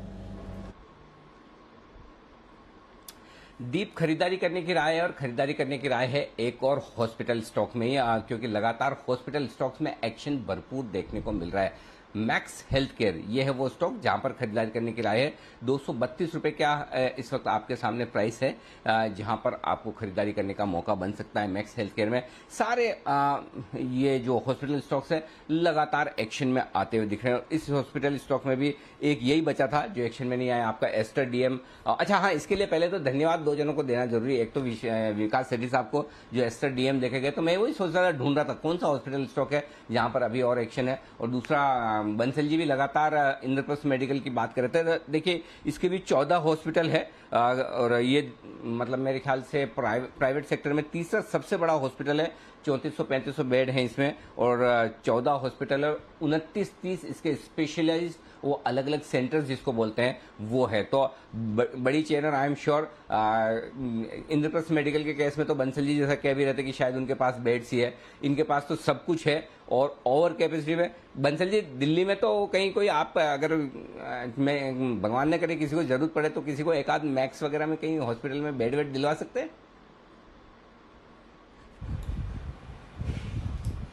देखिए अनिल जी, मैक्स में तो अनिल जी आपके फोन से बेड मिलेगा, पूरा 5 स्टार मतलब कि हॉस्पिटल है, ये तो सबका गुरु है, मतलब कि 5 स्टार 7 स्टार हॉस्पिटल है, फुल ऑक्यूपेंसी पे चल रहा है अनिल जी। यहाँ अनिल जी मुझे जैसा छोटा आदमी बेड नहीं अरेंज करा पाएगा। देखो हम तो शेयर दिलवा सकते हैं जो यहाँ पर ट्रेड कर रहा है। तो देखिए ये है वो स्टॉक बेसिकली जबरदस्त बम्पर प्रॉफिट्स आएंगे इन हॉस्पिटल्स के। और जिस तरह से नेचुरली टफ टाइम है, लेकिन हॉस्पिटल्स के लिए तो जाहिर सी बात है कि ओवर कैपेसिटी रन कर रहे हैं, बिलिंग भी तगड़ी हो रही है, लोग पैसा देने को भी तैयार हैं, चाहे कितना भी पैसे लगे इलाज कराने को तैयार है। तो जाहिर सी बात है हॉस्पिटल्स के लिए अब ये बहुत तगड़ा क्वार्टर आता हुआ दिखेगा। तो अब यहाँ पे आपको करना है, ये 220 रुपए का रखना है स्टॉप लॉस, और ऊपर के जो टारगेट्स आप रखेंगे। और मैं फिर आपको बता दूं, सारे जितने कैश के स्टॉक्स मैं आपको देता हूं उसके टारगेट्स आपको पोजिशनली रखने 2-4-5 दिनों के लिए, से हफ्ते भर का व्यू लेकर चले। आप देखिए इंद्रप्रस्थ मेडिकल में हफ्ते भर का आपका व्यू है, शुगर में आप सारे देख लीजिए, चाहे कोठारी शुगर देख लें, धामपुर देख लें, हफ्ते पर 5 दिन 4 दिन 3 दिन में, क्योंकि ये कैश के स्टॉक से जरूरी नहीं कि अभी का अभी चले, आराम से धीरे धीरे, और बढ़िया है आराम से सबको मौका मिले। तो आप पोजिशनल व्यू लेकर चलिए। पोजिशनल व्यू के लिहाज से 242 रुपए आपका एक छोटा टारगेट है शॉर्ट टर्म के लिए। उसके बाद 245, 255 ये दो टारगेट और रखे हैं। एक बड़ा टारगेट 262 रुपए का। मैं एक बार फिर से आपके टारगेट रिवाइज कर दूं, 242, 245, 255, 262 इन टारगेट्स के लिए आपको खरीदारी करनी है मैक्स में 232 पर। तो 32 की वजह से 42 और 62 ऐसे मैंने जोड़ के रखे हैं। स्टॉप लॉस आपका 220 का आपको रखना है पोजिशनली। ये है वो स्टॉक जहां पर एक्शन रह सकता है भरपूर। इसके भी चार्ट्स देख लेते हैं। जय, इसके चार्ट पर दीजिए अपनी राय, जरा नजर डालिए। मैक्स हेल्थ केयर, बिल्कुल अनिल जी बढ़िया स्टॉक आपने चुना है मैक्स हेल्थ केयर मैं कहूँगा। और इसमें बेस्ट चीज़ ये है कि पिछले कुछ दिनों से हमें कंसोलिडेशन देखने मिल रहा है, और ये कंसोलिडेशन में एक क्लियर एक सिमेट्रिकल ट्रायंगल पैटर्न फॉर्म हुआ है। बेस्ट पार्ट अनिल जी ये कि ये पूरे कंसोलिडेशन में जब भी एक अपमूव आया है ये स्टॉक में, तो अपमूव में वॉल्यूम्स बहुत ही बढ़िया देखने मिले, और जब भी एक कंसोलिडेशन में थोड़ा बहुत करेक्शन देखने मिला है तो उसमें वॉल्यूम्स काफ़ी गिरे हैं। तो ये क्लियरली देखने मिल रहा है कि कंसोलिडेशन डिस्ट्रीब्यूशन नहीं है, ये एक्यूमुलेशन है मैक्स हेल्थ में। और मुझे ऐसा लग रहा है कि नीचे की तरफ लगभग 220 के आसपास एक पोजिशनल एक अच्छा सपोर्ट है, और ये पूरी रेंज रही है लगभग 250 से 210 की। तो यहाँ से लगभग 40 पॉइंट का एक अपमूव देखने मिल सकता है। तो मेरे टारगेट्स इसमें रहेंगे एनर्जी 275 के 275 तक के लेवल्स मैक्स हेल्थ में देखने मिल सकते हैं, और उसके लिए 220 का एक स्टॉप लॉस प्लेस करना चाहिए। ओके, तो और बड़े टारगेट जय की तरफ से आते हुए अनिल जी ने तो ऑलरेडी आपको 4 बड़े टारगेट्स दिए हैं, पर उसके ऊपर जय भी अपने ऐड कर रहे हैं। पॉइंट यही है कि यहां पर और बड़ी तेजी आपको आती हुई दिख सकती है। तो मैक्स हेल्थ केयर, इस पर रखनी है नजर। बंसल जी देने वाले हैं अपनी एक स्पेशल पिक, पर उससे पहले श्रीकांत चौहान साहब हमारे साथ जुड़ रहे हैं, और स्वागत करते हैं श्रीकांत जी का BTSTT के बिगुल के साथ।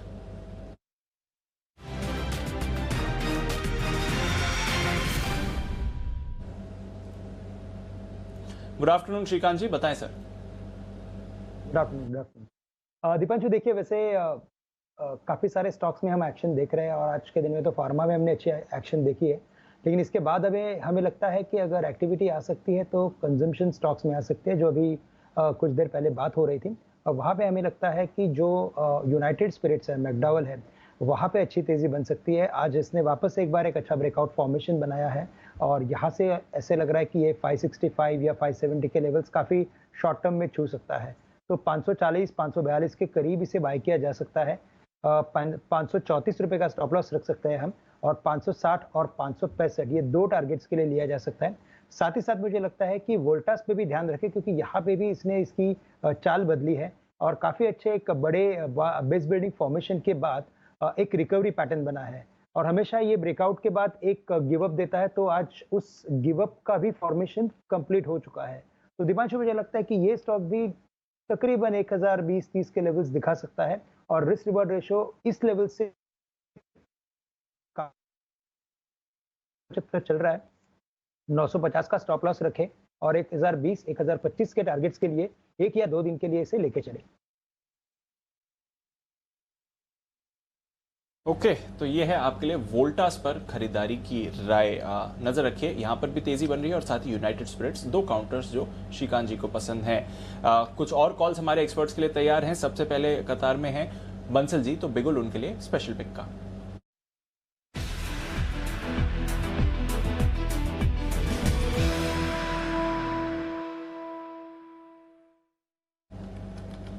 बताएं बंसल जी। देखिए दिवांशु, एक तो मैंने काफी बड़ा रिस्क लिया है स्पेशल पिक का बिगुल बजवा के, क्योंकि ये जो 2-3 स्टॉक्स हैं सन फार्मा, भारती एयरटेल, इसमें कोई ब्रेकआउट फेल हो जाए और आशु मदान जी ऑन एयर हो तो डर लगता है। और मेरा जो स्पेशल पिक का बिगुल है स्टॉक है सन फार्मा और ये स्टॉक भी एक मल्टी ईयर ब्रेकआउट दिखा रहा है। सितंबर 2018 की ट्रेंड लाइन को तोड़ा है और जिस तरीके की ट्रेंड लाइन टूटी है मुझे लगता नहीं है अब कोई बहुत बड़ी रिट्रेसमेंट यहां से देखने को मिलेगी। तो जो शॉर्ट टर्म ट्रेडर्स हैं वो 670, 670 का स्टॉप लॉस लगाएं और जो डिलीवरी में होल्ड करना चाहते हैं वो 657 का स्टॉप लॉस लगाएं। 670 स्टॉप लॉस है शॉर्ट टर्म ट्रेडर्स के लिए, 657 स्टॉप लॉस है डिलीवरी के लिए। और यहाँ टारगेट है, बड़े टारगेट्स हैं 800 रुपए की, और मुझे लगता है जब ये 800 रुपए के टारगेट आएंगे तो हमारे एक और को पैनलिस्ट सीनियर मोस्ट वागले जी बड़े खुश होंगे, क्योंकि उनके पोर्टफोलियो में स्टॉक है और सन फार्मा है स्पेशल पिक। ओके तो सन फार्मा है स्पेशल पिक वागले साहब की और उनके पोर्टफोलियो में भी है। लगातार आपको डिस्क्लोजर भी देते हैं। कुछ दिन पहले भी उन्होंने सन फार्मा पर खरीदारी की राय दी थी। तो वागले साहब से जानते हैं सन फार्मा पे उन्हें क्या फ्रेश राय बन रही है और साथ ही एक पिक भी वो देना चाहते हैं। तो बिगुल वागले साहब के लिए वागले का वंडर।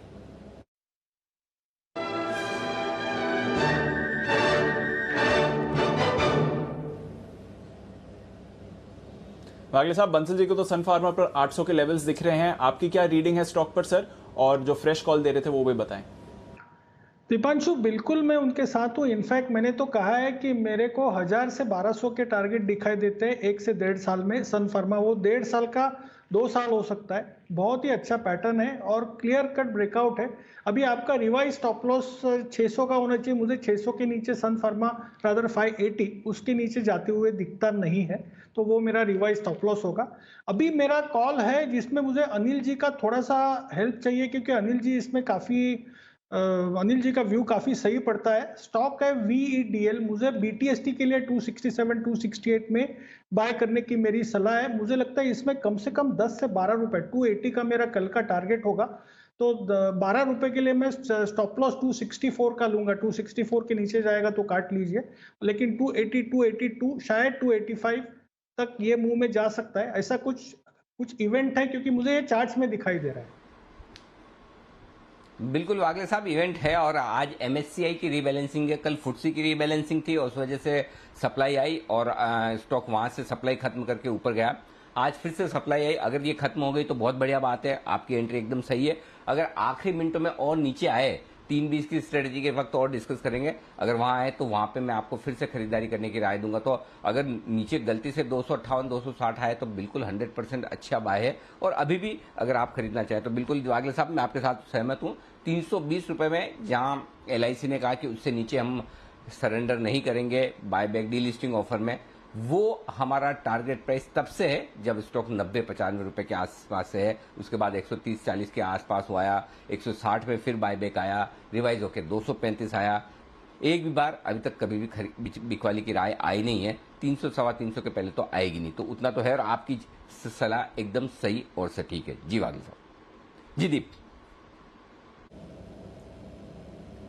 बिल्कुल, तो वागले साहब की तरफ से वेदांता पर व्यू, अनिल जी को ये स्टॉक पसंद भी है और उन्होंने कई बार आपको यहाँ पर खरीदारी की भी राय दी है। और डीलिस्टिंग का ऑफर जब से आया था तब से अनिल जी आपको कह रहे हैं कि भरोसा रखिए इस काउंटर पर। इस बीच सीएट नतीजे आएंगे, कमाई कराएंगे में हमने आपको इस स्टॉक के बारे में बताया था और इसके नतीजे आपके लिए आते हुए दिख रहे हैं। सीएट फर्स्ट कट का इंतजार करिए, मुनाफा 153 करोड़ रुपए का आपको आते हुए दिखा है सीएट के लिए। इस समय टायर स्टॉक्स पिछले 2-3 दिनों से आपको एक मोमेंटम में आते हुए दिख रहे हैं और उस बीच सीएट से भी एक्सपेक्टेशंस हमारी बनी हुई थी कि अच्छी परफॉर्मेंस इस बार आपको आती हुई दिख सकती है। फर्स्ट कट में मुनाफे का फिगर 153 करोड़ का आपको आते हुए दिख रहा है।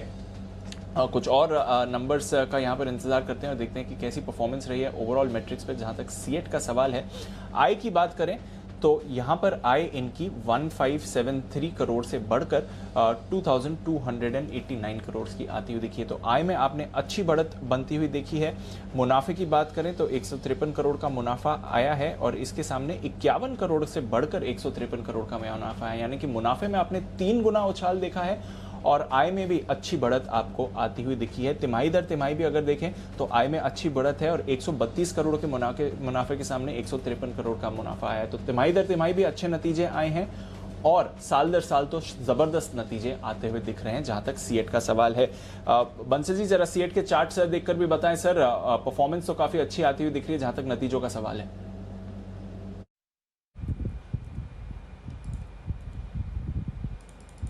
दीपांशु, टेक्निकली भी देखें तो यहाँ पर स्ट्रक्चर बड़ा अच्छा है, नीचे से एक्यूमुलेशन में घूम रहा है स्टॉक और काफी बड़ा बेस इसका नीचे में बना हुआ है। 1370 के अराउंड काफी बड़ा बेस है और ये स्टॉक भी तैयारी कर रहा है एक अच्छी तेजी की, तो रिस्क रिवॉर्ड के हिसाब से काफी अच्छा पैटर्न है। 1370 के नीचे के स्टॉप लॉस हैं, ऊपर में 1440, 1445 एक पहला टारगेट बैठता है। ओके, 1440, 1445 ये एक पहला टारगेट बैठता है। 18 रुपए पर शेयर का इन्होंने डिविडेंड भी ऐलान किया है। कामकाजी मुनाफे की बात करें तो 200 करोड़ से बढ़कर 260, 261 करोड़ का इनका कामकाजी मुनाफा भी आपको आते हुए दिखा है। तो जबरदस्त परफॉर्मेंस। मार्जिन्स थोड़े श्रिंक हुए हैं, यहाँ पर हल्के सा डिसअपॉइंटमेंट है, बट अदरवाइज आप देखें तो 45% आय में बढ़त, कामकाजी मुनाफे में 30% की बढ़त और मुनाफा तो 3 गुना बढ़कर आया है। एक बिगुल किरण जी के लिए, किरण का कमाल।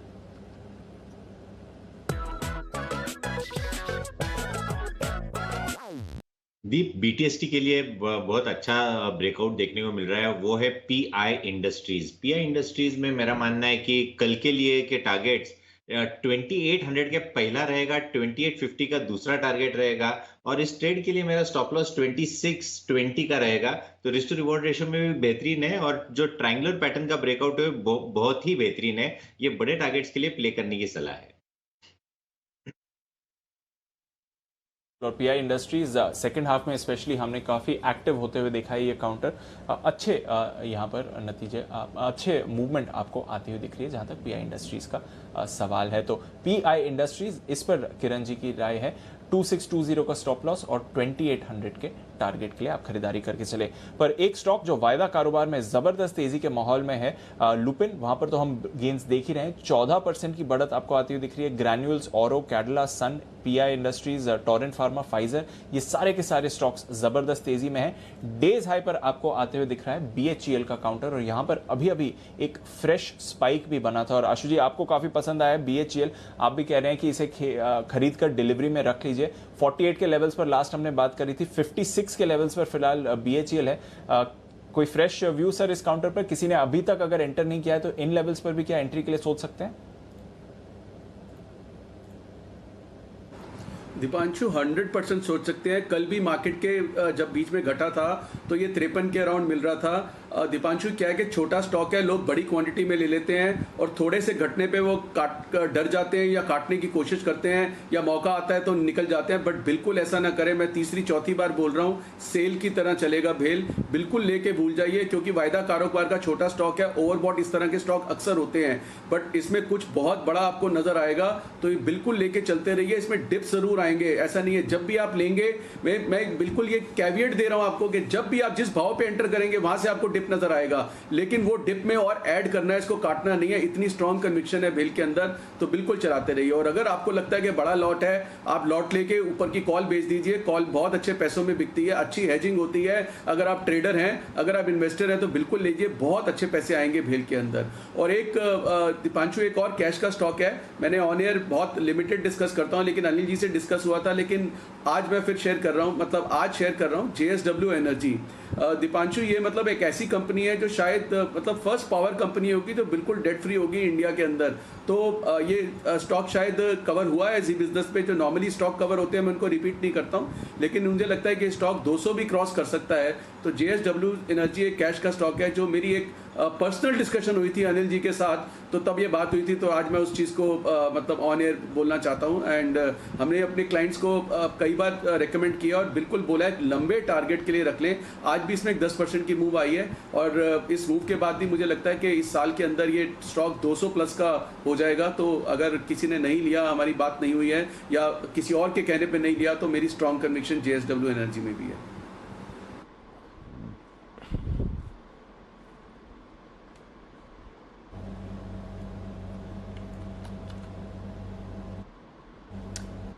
बिल्कुल। तो JSW एनर्जी, भले ही आपकी बात ऑन एयर नहीं हुई हो, लेकिन आशु सर, मेरे ख्याल से हमने 75 या 80 रुपये, 85 रुपये के आसपास, कहीं कहीं मुझे एग्जैक्ट प्राइस तो याद नहीं है, लेकिन 80 रुपये के आसपास मैंने इस स्टॉक को ऑलरेडी रिकमेंड कर दिया था। तब टारगेट 125 रुपये के दिए थे, ये मुझे ध्यान में है। तो 125 रुपये के आसपास के टारगेट तो आ गए, वो शॉर्ट टर्म टारगेट थे, लेकिन मैं सहमत हूँ आशु सर से, 200 रुपये के टारगेट के लिए इसको अब भी आपको होल्ड रखना चाहिए। बहुत ही बेहतरीन नतीजे आपको लगातार आते हुए दिखेंगे, इसमें कोई डाउट नहीं, ये तो है ही। तो ये एक बेहतरीन स्टॉक है JSW एनर्जी, जिसे आप होल्ड कीजिए, ये आपके लिए। ओके, और रहा सवाल, हाँ, JSW एनर्जी दीप ने देखिए भेजी है डिटेल। 10 मार्च को 88 रुपये में हमने रिकमेंड किया था, 90, 92, 95 3 टारगेट के लिए, और आगे पोजिशनल टारगेट 125 रुपये का था। दीप, 125 रुपये का ही था ना पोजिशनल टारगेट? जी सर, 125 का आपने टारगेट दिया था, और उसके बाद हमने देखा भी था कि काफ़ी बड़ा मोमेंटम इस काउंटर में आपने दिया था। जब 88 के आसपास बात करी थी, तो वहाँ से एक बड़ी मूव भी इस काउंटर पर आपको आती हुई दिखी, और 125 के टारगेट्स तो आते हुए भी दिख रहे हैं इस काउंटर पर पोजिशनल बेसिस वाले।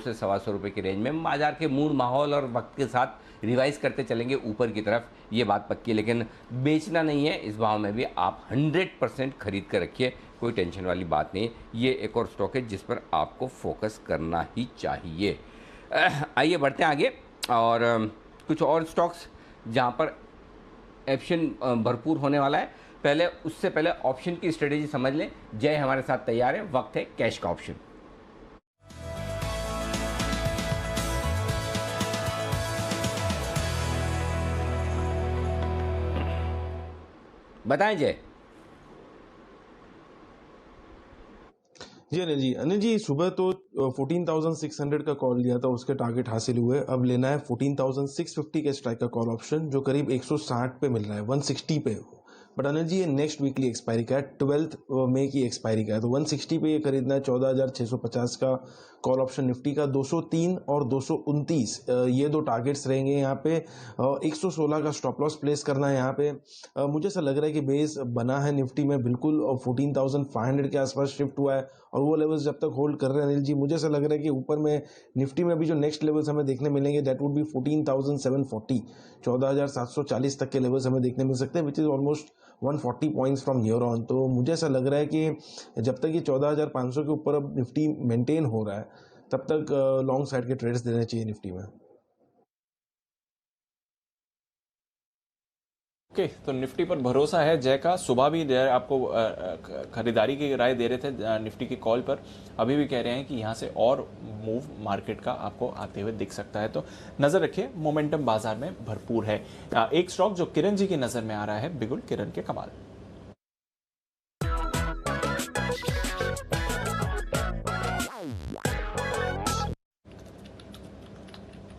बताएं किरण जी। दीप, कंसिस्टेंटली हम लॉन्ग की बात कर रहे हैं, मैं अभी शॉर्ट की बात कर रहा हूँ। एक बेहतरीन हेड एंड शोल्डर पैटर्न है, class book picture text book pattern देखने को मिल रहा है, जिसका ब्रेक डाउन हुआ है। उसका नाम है गोदरेज प्रॉपर्टीज। गोदरेज प्रॉपर्टीज का जिस तरह से डिस्ट्रीब्यूशन हुआ है दीप, ये बहुत डेंजरस दिख रहा है। और मेरा मानना है कि इधर से पहला छोटा सा सपोर्ट है 1225 का। ये इसके नीचे की अगर क्लोजिंग मिलती है तो मैं मानता हूं ये लगभग 1000 रुपीज के लेवल्स टेस्ट करता नजर आएगा। तो इतना खराब पैटर्न देखने को मिल रहा है। आपका स्टॉप लॉस रहेगा 1255 का, और मेरा पहला टारगेट कल के लिए 1200। और फिर अगर 1200 के नीचे की क्लोजिंग है तो मैं 1000 के पहले ये शॉर्ट्स कवर ना करने की सलाह दूंगा। बड़ी गिरावट के आसार किरण जी गोदरेज प्रॉपर्टीज पर आपको आते हुए दिखा रहे हैं। नजर रखिए, नतीजे होते उसके 2 दिन पहले आए थे, काफी कमजोर रहे, पर साथ ही जो मैनेजमेंट कॉन कॉल में कमेंट्री निकल कर आई है वो भी थोड़ी निराशाजनक रही है।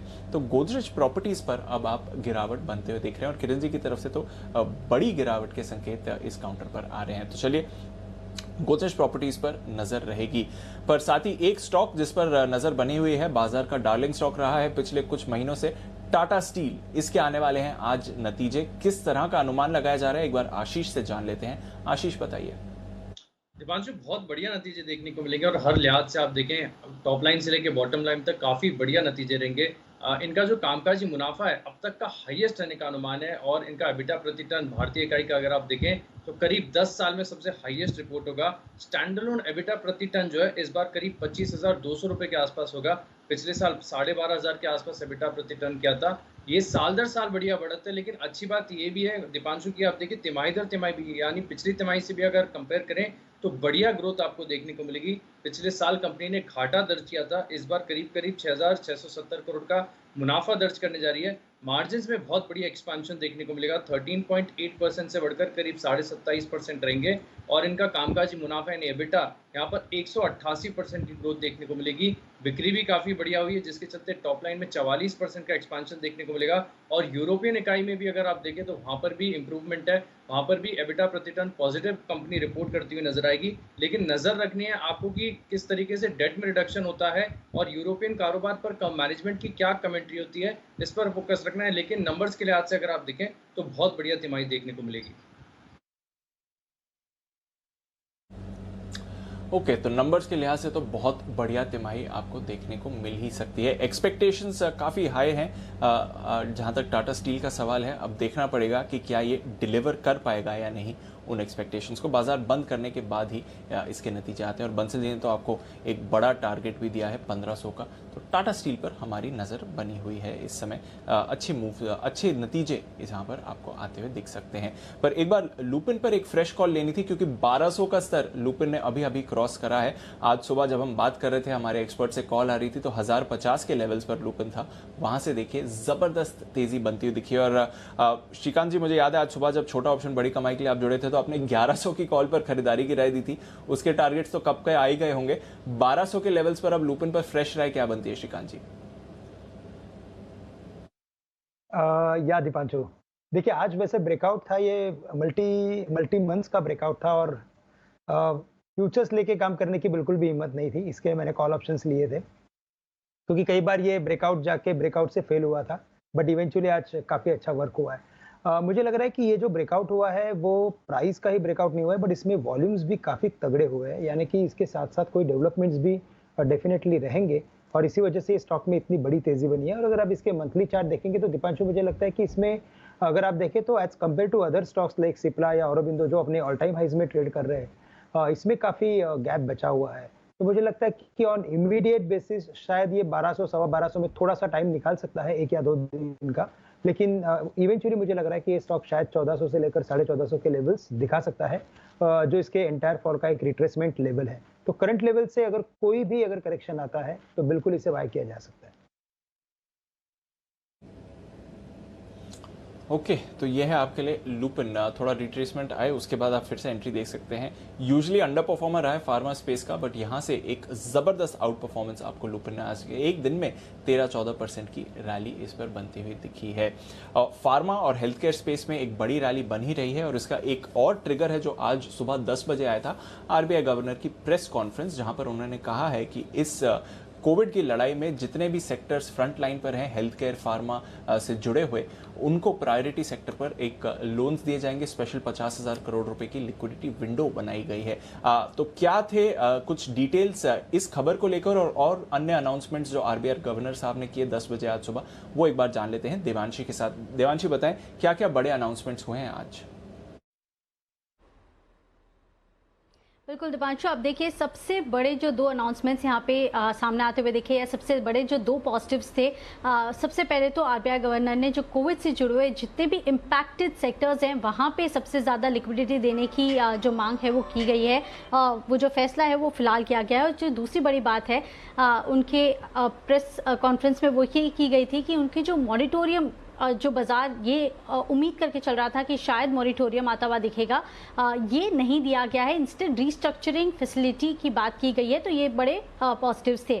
कोविड से जुड़े हुए मेजर्स की अगर बात करें तो जैसे आपने कहा कि 50,000 करोड़ की जो लिक्विडिटी फैसिलिटी है वो देने का फैसला किया गया है। ये हेल्थ केयर इंफ्रा, साथ ही जितने भी फार्मा से जुड़े हुए कंपनीज हैं, वैक्सीन से जुड़ी हुई कंपनीज हैं, ऑक्सीजन रिलेटेड कंपनीज हैं, इनको यहाँ पे जो फंड्स हैं, ये पूंजी है वो दी जाएगी। साथ ही सस्ते दरों पर जो बैंक्स हैं वो इसको जुटा पाएंगी और इनको लेंड कर पाएंगी। ये पॉजिटिव था। इसके अलावा स्मॉल फाइनेंस बैंक, इनके लिए भी पॉजिटिव ट्रिगर्स आते हुए दिखे। 3 साल के लॉन्ग टर्म रेपो ऑपरेशंस की बात की गई है। 10,000 करोड़ तक की अमाउंट है जो लेंड कर पाएंगे। प्रति बोरोवर 10 लाख रुपीज ये लेंड करते हुए दिखेंगे, जो 31 अक्टूबर तक अवेल कर सकते हैं। इसके अलावा जितने भी माइक्रो फाइनेंस इंस्टीट्यूशंस हैं उनको सहायता देने की भी बात की गई है। जितने भी लोन्स दिए जाएंगे माइक्रो फाइनेंस इंस्टीट्यूशंस को, वो प्रायोरिटी सेक्टर लेंडिंग में गिने जाएंगे। साथ ही कोरोना लोन बुक बनाई जाएगी। जितने भी आप लोन्स उनको देते हैं माइक्रो फाइनेंस इंस्टीट्यूशन को, अगर आपके पास कोई सरप्लस है, आप अगर आरबीआई के पर पार्क करते हैं तो आपको अतिरिक्त इस पर इंटरेस्ट या जो ब्याज है वो भी दिया जाएगा, जो कि 0.4% है। ये पॉजिटिव है। इसके अलावा जो ओवरड्राफ्ट फैसिलिटीज हैं कई राज्यों को, उसमें रिलैक्सेशन दी गए हैं। और इसके अलावा जो रिस्ट्रक्चरिंग की बात है वो काफ़ी ज़्यादा पॉजिटिव थी। उसमें भी उन्होंने 2 बातें कही हैं। जिन्होंने अब तक रिस्ट्रक्चरिंग अवेल कर लिया है एक बार, उनको केवल वर्किंग कैपिटल पर एक बार और ये रिस्ट्रक्चरिंग की जो फैसिलिटी है वो दी जा सकती है। लेकिन दूसरी तरफ उनका ये भी कहना था कि जिन्होंने अब तक रिस्ट्रक्चरिंग अवेल नहीं किया है, उनके स्टैंडर्ड अगर अकाउंट्स हैं तो 25 करोड़ तक के जो अकाउंट्स होंगे उनको रिस्ट्रक्चरिंग या वन टाइम रिस्ट्रक्चरिंग की जो फैसिलिटी है वो भी मुहैया कराई जाएगी। ये भी एक पॉजिटिव बात की गई है। लेकिन जितने भी एनालिस्ट हैं, जितने भी मैनेजमेंट है, उनका यही कहना था कि क्योंकि अब मॉरिटोरियम नहीं है, ये केवल रीस्ट्रक्चरिंग है, तो ये काफ़ी पॉजिटिव है। और जितने भी इम्पैक्टेड सेक्टर हैं जो इन्होंने मांग की थी, इनकी जो मांगे हैं वो ज़्यादातर पूरी की गई हैं। बिल्कुल। तो ये थे कुछ बड़े ऐलान हेल्थ केयर सेक्टर से रिलेटेड जो आज आरबीआई गवर्नर की पॉलिसी में आए थे। हेल्थ केयर सेक्टर को तो सबसे बड़ा फायदा हुआ है, बट और भी काफ़ी सेक्टर्स और इकोनॉमी के स्पेसेस हैं जहां पर इसका आने वाले दिनों में आपको इम्पैक्ट दिखेगा। तो फार्मा शेयर्स में इसकी वजह से एक ज़बरदस्त तेज़ी का माहौल मूड बना हुआ है इस समय। बट साथ ही कुछ छोटे स्पेसेस हैं बाजार के जहां पर अच्छा एक्शन बन रहा है। कल हमने आपको शिपिंग के बारे में बताया था, किस तरह से ग्लोबल फ्रेट रेट्स में एक बड़ा उछाल आते हुए दिखा है। शिपिंग की डिमांड बढ़ी हुई है, ट्रेड की डिमांड बढ़ी हुई है डेवलप्ड इकोनॉमीज की वजह से। और देखिए, शिपिंग कॉर्पोरेशन और जी शिपिंग, इन दोनों काउंटर्स पर जबरदस्त तेजी इस समय बनती हुई दिख रही है। जी शिपिंग 15% की तेजी आपको ये काउंटर दिखा रहा है और शिपिंग कॉर्पोरेशन यहां पर भी 8% का उछाल आपको आते हुए दिखा है। Bansal ji, SCI shipping corporation पर जरा राय दें सर, 116 के लेवल्स पर।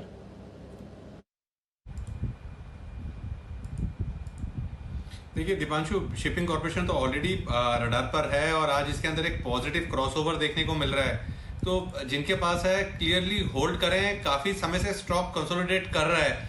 तो यहाँ पर तो मैंने 170-175 प्लस के टारगेट्स ऑलरेडी दिए हुए हैं और अब तो काफी अच्छा बेस, नीचे की तरफ देखें तो 103, 104 काफी अच्छा बेस बना हुआ है। तो जिनके पास है क्लियरली यहाँ पर होल्ड की राय है।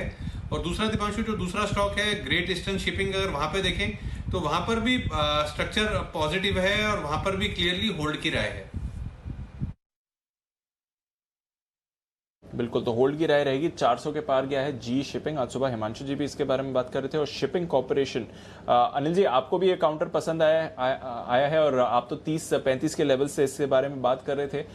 BHEL के साथ साथ शिपिंग कॉर्पोरेशन पर भी जरा अपनी राय दें सर। जिस तरह से मोमेंटम बढ़ा है, ऑलरेडी 4 गुना आपके आइडेंटिफाइड लेवल पर यहाँ पर डाइवेस्टमेंट स्टोरी के साथ साथ ये फंडामेंटल ट्रिगर्स भी इस समय बनते हुए दिख रहे हैं सर। बिल्कुल दीप, आपने एकदम सही बात पकड़ा कि न सिर्फ डाइवेस्टमेंट स्टोरी है, डाइवेस्टमेंट स्टोरी से तो ये जितना बढ़ना चाहिए था 80-90 रुपये तक, 100 रुपये तक, वहाँ तक आ गया। उसके बाद जो शिपिंग कंपनियों के फंडामेंटल्स बदल रहे हैं पूरे देश दुनिया में, जिस तरह की डिमांड कंटेनर्स की होती दिख रही है, जिस तरह से ये जो बदले हैं और फ्रेट्स जिस तरह से तेज़ी से बढ़कर आए हैं, उसका फ़ायदा अभी और मिलना बाकी है। और यही वजह जी शिपिंग कॉर्पोरेशन, और ये स्टॉक वापस से 130-135 तो हो ही जाएगा आराम से, कोई खास दिक्कत वाली बात नहीं है। 2 दिनों से सरकारी कंपनियों में फिर से एक्शन आ रहा है, तो मुझे लगता है कि एकदम परफेक्ट स्टॉक है जहां पर आपके लिए आगे भी एक्शन रह सकता है। तो शिपिंग कॉर्पोरेशन एकदम सही है, जैसा अभी बंसल जी भी राय दे रहे थे चार्ट्स के लिहाज से बढ़िया स्टॉक है, मुझे लगता है डीप होल्ड करना चाहिए। बिल्कुल, तो बढ़िया स्टॉक है, होल्ड करिए। लंबे समय से अनिल जी की कन्विक्शन लिस्ट में ये काउंटर रहा है। शिपिंग कॉर्पोरेशन, जी शिपिंग, दोनों पर जबरदस्त तेजी बनती हुई। पर आइए टेलीकॉम स्टॉक्स में भी थोड़ा एक्शन बन रहा है। अभी वोडाफोन आइडिया पर एक मूव आती हुई दिखी है। भारतीय एयरटेल 2-3 दिनों से आपको मूव दिखा रहे हैं। कल 3 कॉल्स आई थी इस पर पिक ऑफ द डे में ही। टेलीकॉम के लिए क्या नई खबरें आई हैं, एक बार जानते हैं कुशल के साथ। कुशल बताएं, टेलीकॉम में क्या चल रहा है आज? दीपांशु, देखिए टेलीकॉम के लिए जिस तरह से अब खबरों का डेवलपमेंट हो रहा है, खासकर 5G को लेकर, वो काफ़ी ज़्यादा जो है अब पेस पर जो है पकड़ता हुआ नज़र आ रहा है। और यहाँ पर स्पेसिफिकली जो टेलीकॉम मंत्रालय है उनकी तरफ से ये नोटिफिकेशन जारी कर दिया गया है कि 5G ट्रायल्स को जो है अब मंजूरी मिल चुकी है। और ये 6 महीने का ट्रायल होगा, जिसमें 2 महीने जो है इनिशियल कंपनियों को अपनी टेक्नोलॉजी और प्रोक्योरमेंट्स, जो भी इक्विपमेंट्स इनको चाहिए, उसमें ये इंक्लूडेड है। और यहाँ पर एक और चीज़ भी है कि सिर्फ शहरी इलाकों में ये 5G ट्रायल नहीं किया जाएगा, जबकि इसमें सबअर्बन और जो रूरल एरियाज़ है वहाँ पर भी जो है 5G का ट्रायल्स किए जाएंगे, ताकि देश भर में जो है 5G एक लेवल पर जो है रोल आउट हो सके। तो इसका पॉजिटिव इम्पैक्ट जो है आपको तमाम जितनी भी टेलीकॉम कंपनियां हैं जो अपनी तरफ से ऑलरेडी तैयारी काफ़ी कर चुकी हैं, उनको फ़ायदा मिलता हुआ नज़र आएगा। और यहाँ पर एक और बेनिफिट भी होगा इस ट्रायल का अभी करने पर, कि जब 5G का ऑक्शन होगा और उसका जो रोल आउट होगा, तो उसके बीच का जो समय है वो काफ़ी रिड्यूस हो जाएगा ये स्टेप अभी लेने से। इनफैक्ट जितनी भी कंपनियां हैं उनके लिए एक एक्सपेरिमेंटल स्पेक्ट्रम भी दिया जाएगा ये 5G टेस्टिंग करने के लिए। और उनके पास जो अभी मौजूदा स्पेक्ट्रम है और जो भी इनकी बैंड्स हैं जहां पर ये 5G ट्रायल हो सकता है, उसकी भी अनुमति जो है टेलीकम्युनिकेशन डिपार्टमेंट ने दी है। इनफैक्ट काफ़ी सारे 5G ट्रायल्स के लिए जो कंपनियां हैं जिनके एप्लीकेशंस को मंजूरी दी गई है, वहां पर भारतीय एयरटेल ने एरिक्सन के साथ पार्टनरशिप की है, जियो ने नोकिया के साथ ही वोडाफोन आइडिया ने सैमसंग के साथ पार्टनरशिप की है, जो भी इक्विपमेंट्स और टेक्नोलॉजीज जो है इस्तेमाल की जाएगी इसमें। और भारतीय एयरटेल का जहां तक सवाल है, उन्होंने अपने एंड से काफ़ी सारे जो IoT प्लेटफॉर्म्स है वो ऑलरेडी लॉन्च कर दिए गए हैं, जो कि 5G रेडी हैं। तो अपने आप में सभी कंपनियां जो है अपने स्तर पर 5G के लिए तैयार हो रही हैं और एक स्टेप फॉरवर्ड है 4G से 5G में जाने के लिए। ओके, तो 4G से 5G के लिए ट्रांजिशन के लिए हो रहे हैं तैयार, और यहाँ पर सहारा भी मिलते हुए दिख रहा है। 5G ट्रायल्स लॉन्च कर रहे हैं कंपनीज। देखते हैं कौन कितना तैयार है अब 5G ट्रांजिशन के लिए। ABB पावर प्रोडक्ट्स, इसके नतीजे आते हुए दिख रहे हैं। आय 812 करोड़ से बढ़कर 1015 करोड़ की आपको आती हुई दिखी है। मुनाफा भी 29 करोड़ से बढ़कर 39 करोड़ का आपको आते हुए दिख रहा है। तो अच्छे नतीजे ABB पावर प्रोडक्ट्स की तरफ से भी आपको आते हुए दिखे हैं। आइए, आखिरी 10 मिनट बाकी हैं बाजार बंद होने के लिए, जल्दी से 2 चीजें कर लेते हैं। पहले तो चलते हैं आशीष चतुर्वेदी के पास और जानते हैं वायदा कारोबार के बैन में क्या बदलाव हो सकते हैं, बैन से बेनिफिट में।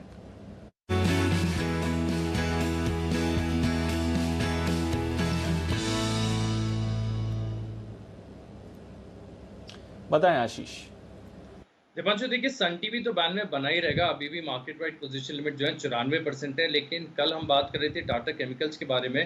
कल 85% थी मार्केट वाइड पोजीशन लिमिट। फिलहाल अगर आप देखें तो 95% के मार्क को क्रॉस कर लिया है और अब 98% है। और काफ़ी देर से मैं वॉच भी कर रहा हूँ, पोजीशंस बढ़ रही हैं, घट नहीं रही हैं। तो संभावना है कि टाटा केमिकल्स बैन में आते हुए नजर आएगा, सन टीवी बैन में बना रहेगा। ओके, तो सन टीवी बैन में बना रहेगा और टाटा केमिकल्स की होने वाली है एंट्री। तो सन टीवी को कंपनी देने के लिए टाटा केमिकल्स अब आपको बैन में आते हुए दिख सकता है। 2 दिनों से काफ़ी दबाव बना हुआ है इस काउंटर पर जब से इसके नतीजे आए हैं। तो ये तो रहा बैन से बेनिफिट। आइए अब जानते हैं कि बाजार पर क्या करना है, क्योंकि बैंक निफ्टी पर है ज़बरदस्त उछाल 32,800 के लेवल्स पर। चलते हैं अनिल जी के पास आज की फाइनल स्ट्रैटेजी के लिए।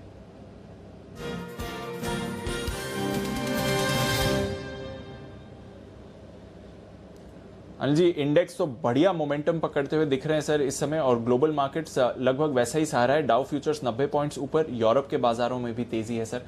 बताएं हम क्या करके जाएं। दीप बिल्कुल एग्जैक्टली वहीं पर बंद हो रहा है जहां इसे बंद होना चाहिए। आपको याद होगा 2:30 बजे हम यही बात कर रहे थे, 14,630 14,635 के आसपास निफ्टी बंद होना चाहिए और 3 बजे तक 14,600 को पार करना चाहिए। एग्जैक्टली 3 बजे ही 14,600 को पार किया है और आप देख लीजिए क्लोजिंग कहाँ हो रही है, 14,630-35 के आसपास दिन के हाई पॉइंट पर क्लोज होता हुआ दिख रहा है। तो बिल्कुल एग्जैक्टली क्लोजिंग परफेक्ट है। बैंक निफ्टी में 32,700 और 32,850 की रेंज हम प्रेडिक्ट कर रहे थे और वहीं पर 32,700 से 800 की रेंज में कहीं क्लोज होना चाहिए। ऑलमोस्ट उसी लेवल के आसपास क्लोज हो रहा है, तो परफेक्ट क्लोजिंग है। और इंटरेस्टिंग क्लोजिंग ये है कि ये मेक और ब्रेक लेवल वाली क्लोजिंग है। मुझे 32,800 850 के ऊपर की क्लोजिंग चाहिए, एग्जैक्टली वहीं हो रहा है। मुझे 32,635 के ऊपर की क्लोजिंग चाहिए, एग्जैक्टली वहीं हो रहा है। तो नो डाउट व्यू कल के लिए पॉजिटिव है, लेकिन क्लोजिंग जिस जगह पर हो रही है वो एकदम अगर नीचे आना है तो भी ये जगह ठीक है और ऊपर जाना है तो फिर कल यहाँ से एक ब्रेकआउट होगा। तो अगर आप दोनों में से एक चीज़ पूछेंगे तो मेरा बायस पॉजिटिव साइड पर रहेगा। जिस तरह से बढ़िया दिन के हाई पॉइंट पर जाकर बंद हो रहे हैं, ये कॉन्फिडेंस बढ़ाने वाला है। तो 2:30 बजे डेटा एकदम परफेक्ट काम करते हुए दिखें जैसा डेटा में नज़र आ रहा था, एग्जैक्टली उसी के आसपास 32,850 के ऊपर गया भी नहीं। देखिए 32,844 हाई निफ्टी का भी 14,637, तो एग्जैक्टली वहीं का वहीं बंद होता हुआ दिख रहा है और वहीं पर आपको क्लोजिंग आती दिख रही है। तो कल के लिए आपकी तेजी की पोजीशन है, डेफिनेटली होल्ड करें। अगर आपको रिस्क लगती है आउट ऑफ द मनी का पुट खरीद लीजिए जो 14,500 का निफ्टी पर हो सकता है, और चाहें तो और कम प्रीमियम लेनी है तो 14,400 का खरीदिए। 32,000 का आप बैंक निफ्टी का पुट खरीद सकते हैं, रिस्क प्रीमियम कम देनी है तो, और अदरवाइज 32,500 का। जिन लोगों को सिर्फ अनएक्सपेक्टेड बड़ी गिरावट कोई आ जाए उसके लिए खरीदनी तो वो दूर का पुट खरीदें 14,400 और 32,000 का। जिनको अपने नेचुरल हेज करनी है वो 14,500 और 32,500 का पुट खरीद सकते हैं, लेकिन तेजी की पोजीशन में बरकरार है। और अगर स्टॉक्स में आपकी तेजी की पोजीशन है तो बिल्कुल डरने घबराने की जरूरत नहीं। और मेरे बोलने से कॉन्फिडेंस कम आ रहा हो, अभी भी आपको भरोसा कम हो रहा हो, तो फिर एक बार जय भी है साथ में। जय मजबूत क्लोजिंग हो रही है ना, एग्जैक्टली एकदम बिल्कुल परफेक्ट लेवल पर। परफेक्ट अनिल जी, आपने एकदम सही राय दी है। बहुत ही अच्छा एक क्लोजिंग हो रहा है। इनफैक्ट 14,600 के ऊपर क्लोज होना बहुत ही अच्छा है। जब मैंने कॉल दिया तब 14,600 के आसपास से निफ्टी ट्रेड कर रहा था और वहां से और 30 पॉइंट ऊपर आया है और वहां पे कॉल ऑप्शन में भी अच्छी एक बढ़त देखने मिली है। और दूसरी एक इंपॉर्टेंटली चीज अनिल जी ये है कि अभी अगर शॉर्ट टर्म में मैं देखूँ तो फिर से बेस जो मैंने कहा था कि 14,500 पे शिफ्ट हुआ अनिल जी, वो इस बढ़त के साथ और ये जो क्लोजिंग है उसके साथ अब मुझे लग रहा है कि 14,550 के आसपास शिफ्ट हो चुका है। अगर वेरी नियर टर्म अगर देखें हम तो नीचे की साइड पे अगर हम देखें अनिल जी तो सपोर्ट डेफिनेटली बहुत ही नजदीक में है और ऊपर में लगभग टारगेट 11,700 14,740 14,740 के तो है ही, तो और 100-110 पॉइंट की बढ़त यहां से देखने मिल सकती है। ओके, तो बिल्कुल 14,740 भाई, 14,725 775 अब अगला टारगेट बनेगा जिस पर निफ्टी की जाने की कोशिश होगी, जो जय भी कह रहे हैं। बहुत ही परफेक्ट, जय की तो कैलकुलेशन गजब ही है, इसमें कोई डाउट ही नहीं। आइए बढ़ते हैं आगे और अब किरण जी के लिए बिगुल, किरण का कमाल।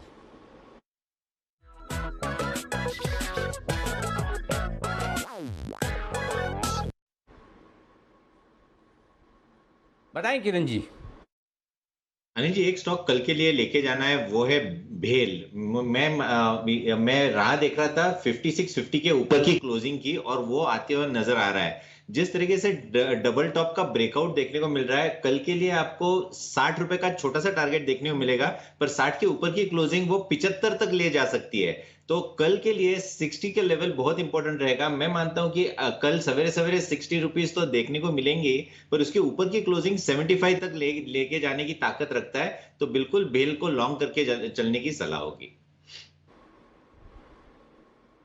ओके, तो भेल को खरीदारी करके चलें और यहाँ से और बड़े ब्रेकआउट आते दिख रहे हैं। 57 के ऊपर की क्लोजिंग वाकई में कमाल की और बहुत ही बेहतरीन कही जाएगी, इसमें कोई डाउट नहीं। भेल में बढ़िया खरीदारी होती हुई दिख रही है और स्टॉक 9% मजबूत होता दिख रहा है। क्या बात है, सबके दिन आते हैं, पेशेंस होना चाहिए बस आप में, बिल्कुल 100%। और वही एक चीज़ है जो सबसे बड़ी चीज़ है आपके लिए, पेशेंस वाली बात। और बहुत ही मजबूती के साथ बाजार भी बंद होते दिख रहे हैं, दिन के हाईएस्ट पॉइंट पर बंद हो रहे हैं। इससे बढ़िया क्लोजिंग आपको मिल नहीं सकती, 14,635 के आसपास। और साथ ही यहाँ पर क्लोजिंग जो होती दिख रही है वो 32,850 के आसपास की क्लोजिंग आपके लिए है इस वक्त। और स्टॉक्स जहां पर भरपूर एक्शन है, फार्मा शेयर आपके लिए मजबूती के साथ ट्रेड करते हुए दिख रहे हैं और यहां पर भरपूर खरीदारी आपके लिए आज भी होती दिख रही है। ल्यूपिन 14%, आमतौर पर ऐसा देखने को नहीं मिलता। एक और स्टॉक है औरोबिंदो फार्मा, जहां 7% की तेजी है। वागले साहब, औरोबिंदो फार्मा आपका फेवरेट स्टॉक का कुछ बड़े ब्रेकआउट का संकेत दे रहा है, बड़े दिनों बाद 1025 के ऊपर की क्लोजिंग देने की कोशिश कर रहा है, भागेगा कल भी?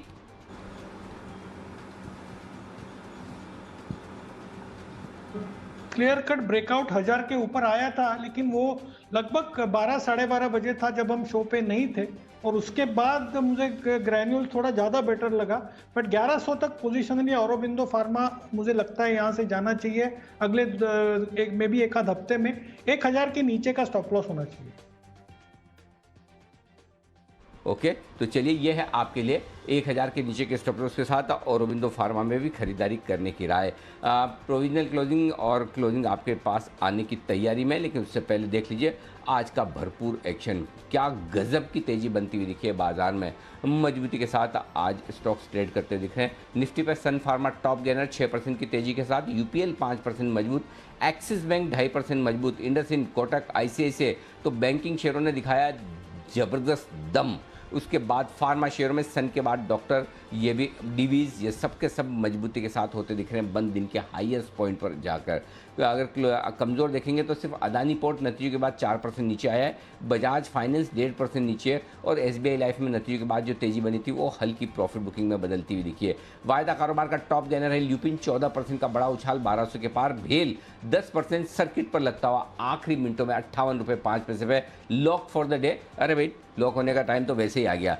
पीआई इंडस्ट्रीज 8% मजबूत, औरो फार्मा 7%, एनएमडीसी में 6% की तेजी है, लेकिन इसके अलावा ग्रेन्यूल्स, कैडिला, आरती, टोरेंट, अपोलो, एल्केम, फाइजर, जो स्टॉक आप देखें। हाँ, बाय द वे वेदांता भी आपके लिए एक बेहतरीन बीटीएसटी कैंडिडेट है, जिसकी बात हम कर रहे थे कि 3:20 में मैं भूल गया, लेकिन वेदांता भी आपके लिए एक बेहतरीन बीटीएसटी कैंडिडेट। डे हाई पर बंद होता हुआ है वेदांता भी, आप देखिए 270 पर, आज का टारगेट जो 270 का वो आपके सामने आता हुआ दिख रहा है। जबरदस्त तेजी यहाँ पर भी होती हुई दिख रही है। कमज़ोर शेयरों में अब Alembic pharma, Godrej properties, Adani port, ये 3 स्टॉक ऐसे हैं जो कमजोरी के साथ हुए हैं बंद। आइए कैश मार्केट के स्टॉक्स में जहां भरपूर एक्शन रहा है वो भी आपके सामने रख दें। हमारे पिछले हफ्ते का आज के 2000 का स्टॉक इंद्रप्रस्थ मेडिकल, ये है वो स्टॉक जो आज 20% के ऊपरी सर्किट पर जाकर बंद हुआ है, तो यहाँ पर तगड़ी खरीदारी, बड़ी तेजी बनती दिखी है। पराग मिल्कफुल 17% ऊपर बंद हुआ है। जी शिपिंग 16% की तेजी यहाँ पर दिखी है। खेतान केमिकल, आज एसपीएल मिड कैप स्टॉक में जैन साहब ने खरीदारी करने की राय दी थी, 11% ये ऊपर बंद हुआ है, यहाँ पर भी दमदार तेजी बनती दिखी। शिपिंग कॉर्पोरेशन 8% मजबूती के साथ बंद हुआ है, ये स्टॉक्स भी कमाल करते हुए दिखे हैं। ढेर सारे स्टॉक्स ऐसे हैं जहाँ पर 20% का ऊपर का सर्किट था। शिपिंग कॉर्पोरेशन के अलावा श्रेयस शिपिंग आमतौर पर कम एक्शन में आता है, लेकिन 98 रुपये के आसपास श्रेयस शिपिंग भी आज 20% के सर्किट पर बंद हुआ है, ये स्टॉक भी ज़बरदस्त एक्शन में रहा है आज के सेशन में। कोठारी शुगर, इस स्टॉक में भी अच्छी तेजी बनती है। शुगर शेयरों में निचले स्तर से फिर से आज रिकवरी आती हुई दिखी है। इन स्टॉक्स में भी पूरा का पूरा एक्शन आपके सामने आता हुआ दिखा है। तो ये है आज का भरपूर एक्शन और तगड़ी एक्शन वाली अंबिका कॉटन, एक और स्टॉक आज का एसआईपी स्टॉक जो कमाल करता हुआ दिखा है। इस स्टॉक में भी आप देख सकते हैं ज़बरदस्त खरीदारी के साथ आज बड़ा कारोबार होता हुआ दिखा है, और ये स्टॉक भी आज 7-7.5% की तेजी के साथ बंद होने में कामयाब रहा। कोठारी शुगर 13% ऊपर बंद हुआ है, परसों का हमारा आज के 2000 वाला स्टॉक। और ईआईडी पेरी, ये एक और स्टॉक था जहां हमारी रिकमेंडेशन थी खरीदारी की, आज फिर से 8% मजबूत हुआ है, और धामपुर शुगर भी 7% मजबूत। तो 1-1.5 दिनों के करेक्शन के बाद सारे के सारे स्टॉक मजबूती के साथ आते हुए दिख रहे हैं। दीप, तो ये है आज का दमदार एक्शन। बिल्कुल सर, जबरदस्त एक्शन बनते हुए दिखा है। हमारी कैश रिकमेंडेशन जो आपके लिए आई थी वहां पर तो आप नजर रखिए। शुगर स्टॉक्स में बढ़िया तेजी है। BHEL ये ऑलमोस्ट सर्किट की तरफ आपको जाते हुए दिखा है। वायदा बाजार के 10% का जो सर्किट वहां पर लगता है, बल्कि सर्किट पर ही बंद हो रहा है, 10% के सर्किट पर ही बंद हो रहा है BHEL, और 14% ऊपर लुपिन जो हमारे एक्सपर्ट्स की राय थी। तो जबरदस्त तेजी इन सभी काउंटर्स पर आपको आती हुई दिखी है। और सर ऐसा लग रहा है कि वो समय वापस आ रहा है जब हम पूरे मार्केट के लिए एक एक्शन देखते थे कि 1-1.5 दिन की गिरावट आती थी और फिर से बाजार तेजी में आता था। लग रहा है कि कैश स्टॉक्स में कुछ सेक्टर्स के लिए वैसा ही मूड माहौल बन रहा है। हल्का सा कंसोलिडेशन आता है और फिर से तेजी वहीं पर लौटती हुई दिखती है। बिल्कुल दीप, और आपको तो याद ही होगा हम अप्रैल की शुरुआत से कह रहे हैं, अप्रैल और मई 2 महीने आप सिर्फ और सिर्फ कैश मार्केट के स्टॉक्स के नाम छोड़ दिए, मिड कैप और स्मॉल कैप शेयर ही चलेंगे। आप देखिए कितनी भरपूर तेजी अप्रैल और मई के महीने में होती हुई दिख रही इन सारे स्टॉक्स में। चलिए आइए, आप सभी से विदा लेने का वक्त है। बाजार फाइनल क्लोजिंग तो पता ही नहीं, एक बार जल्दी से बता दूं मैं आपको कि किस तरह की क्लोजिंग होती दिख रही है आज के बाजारों की। 14,617 ये है आपके लिए निफ्टी की क्लोजिंग, और 20,783 जो 20,720-800 की रेंज में क्लोजिंग होने की संभावना है, एग्जैक्टली वहीं पर क्लोजिंग होती दिख रही है। और 400 अंक ऊपर बंद हुआ है सेंसेक्स। मुझे और दीप को दीजिए इजाज़त। कल है वायदा कारोबार के हफ्ते के एक्सपायरी का दिन। इतना का इतना ही एक्शन नहीं रहेगा कल एक्चुअली इससे ज़्यादा होगा। तो कल के एक्शन भरे दिन के लिए हो जाइएगा तैयार। मुलाकात होगी आपसे कल सुबह फिर से। तब तक के लिए मुझे और दीप को इजाज़त दीजिए। नमस्कार।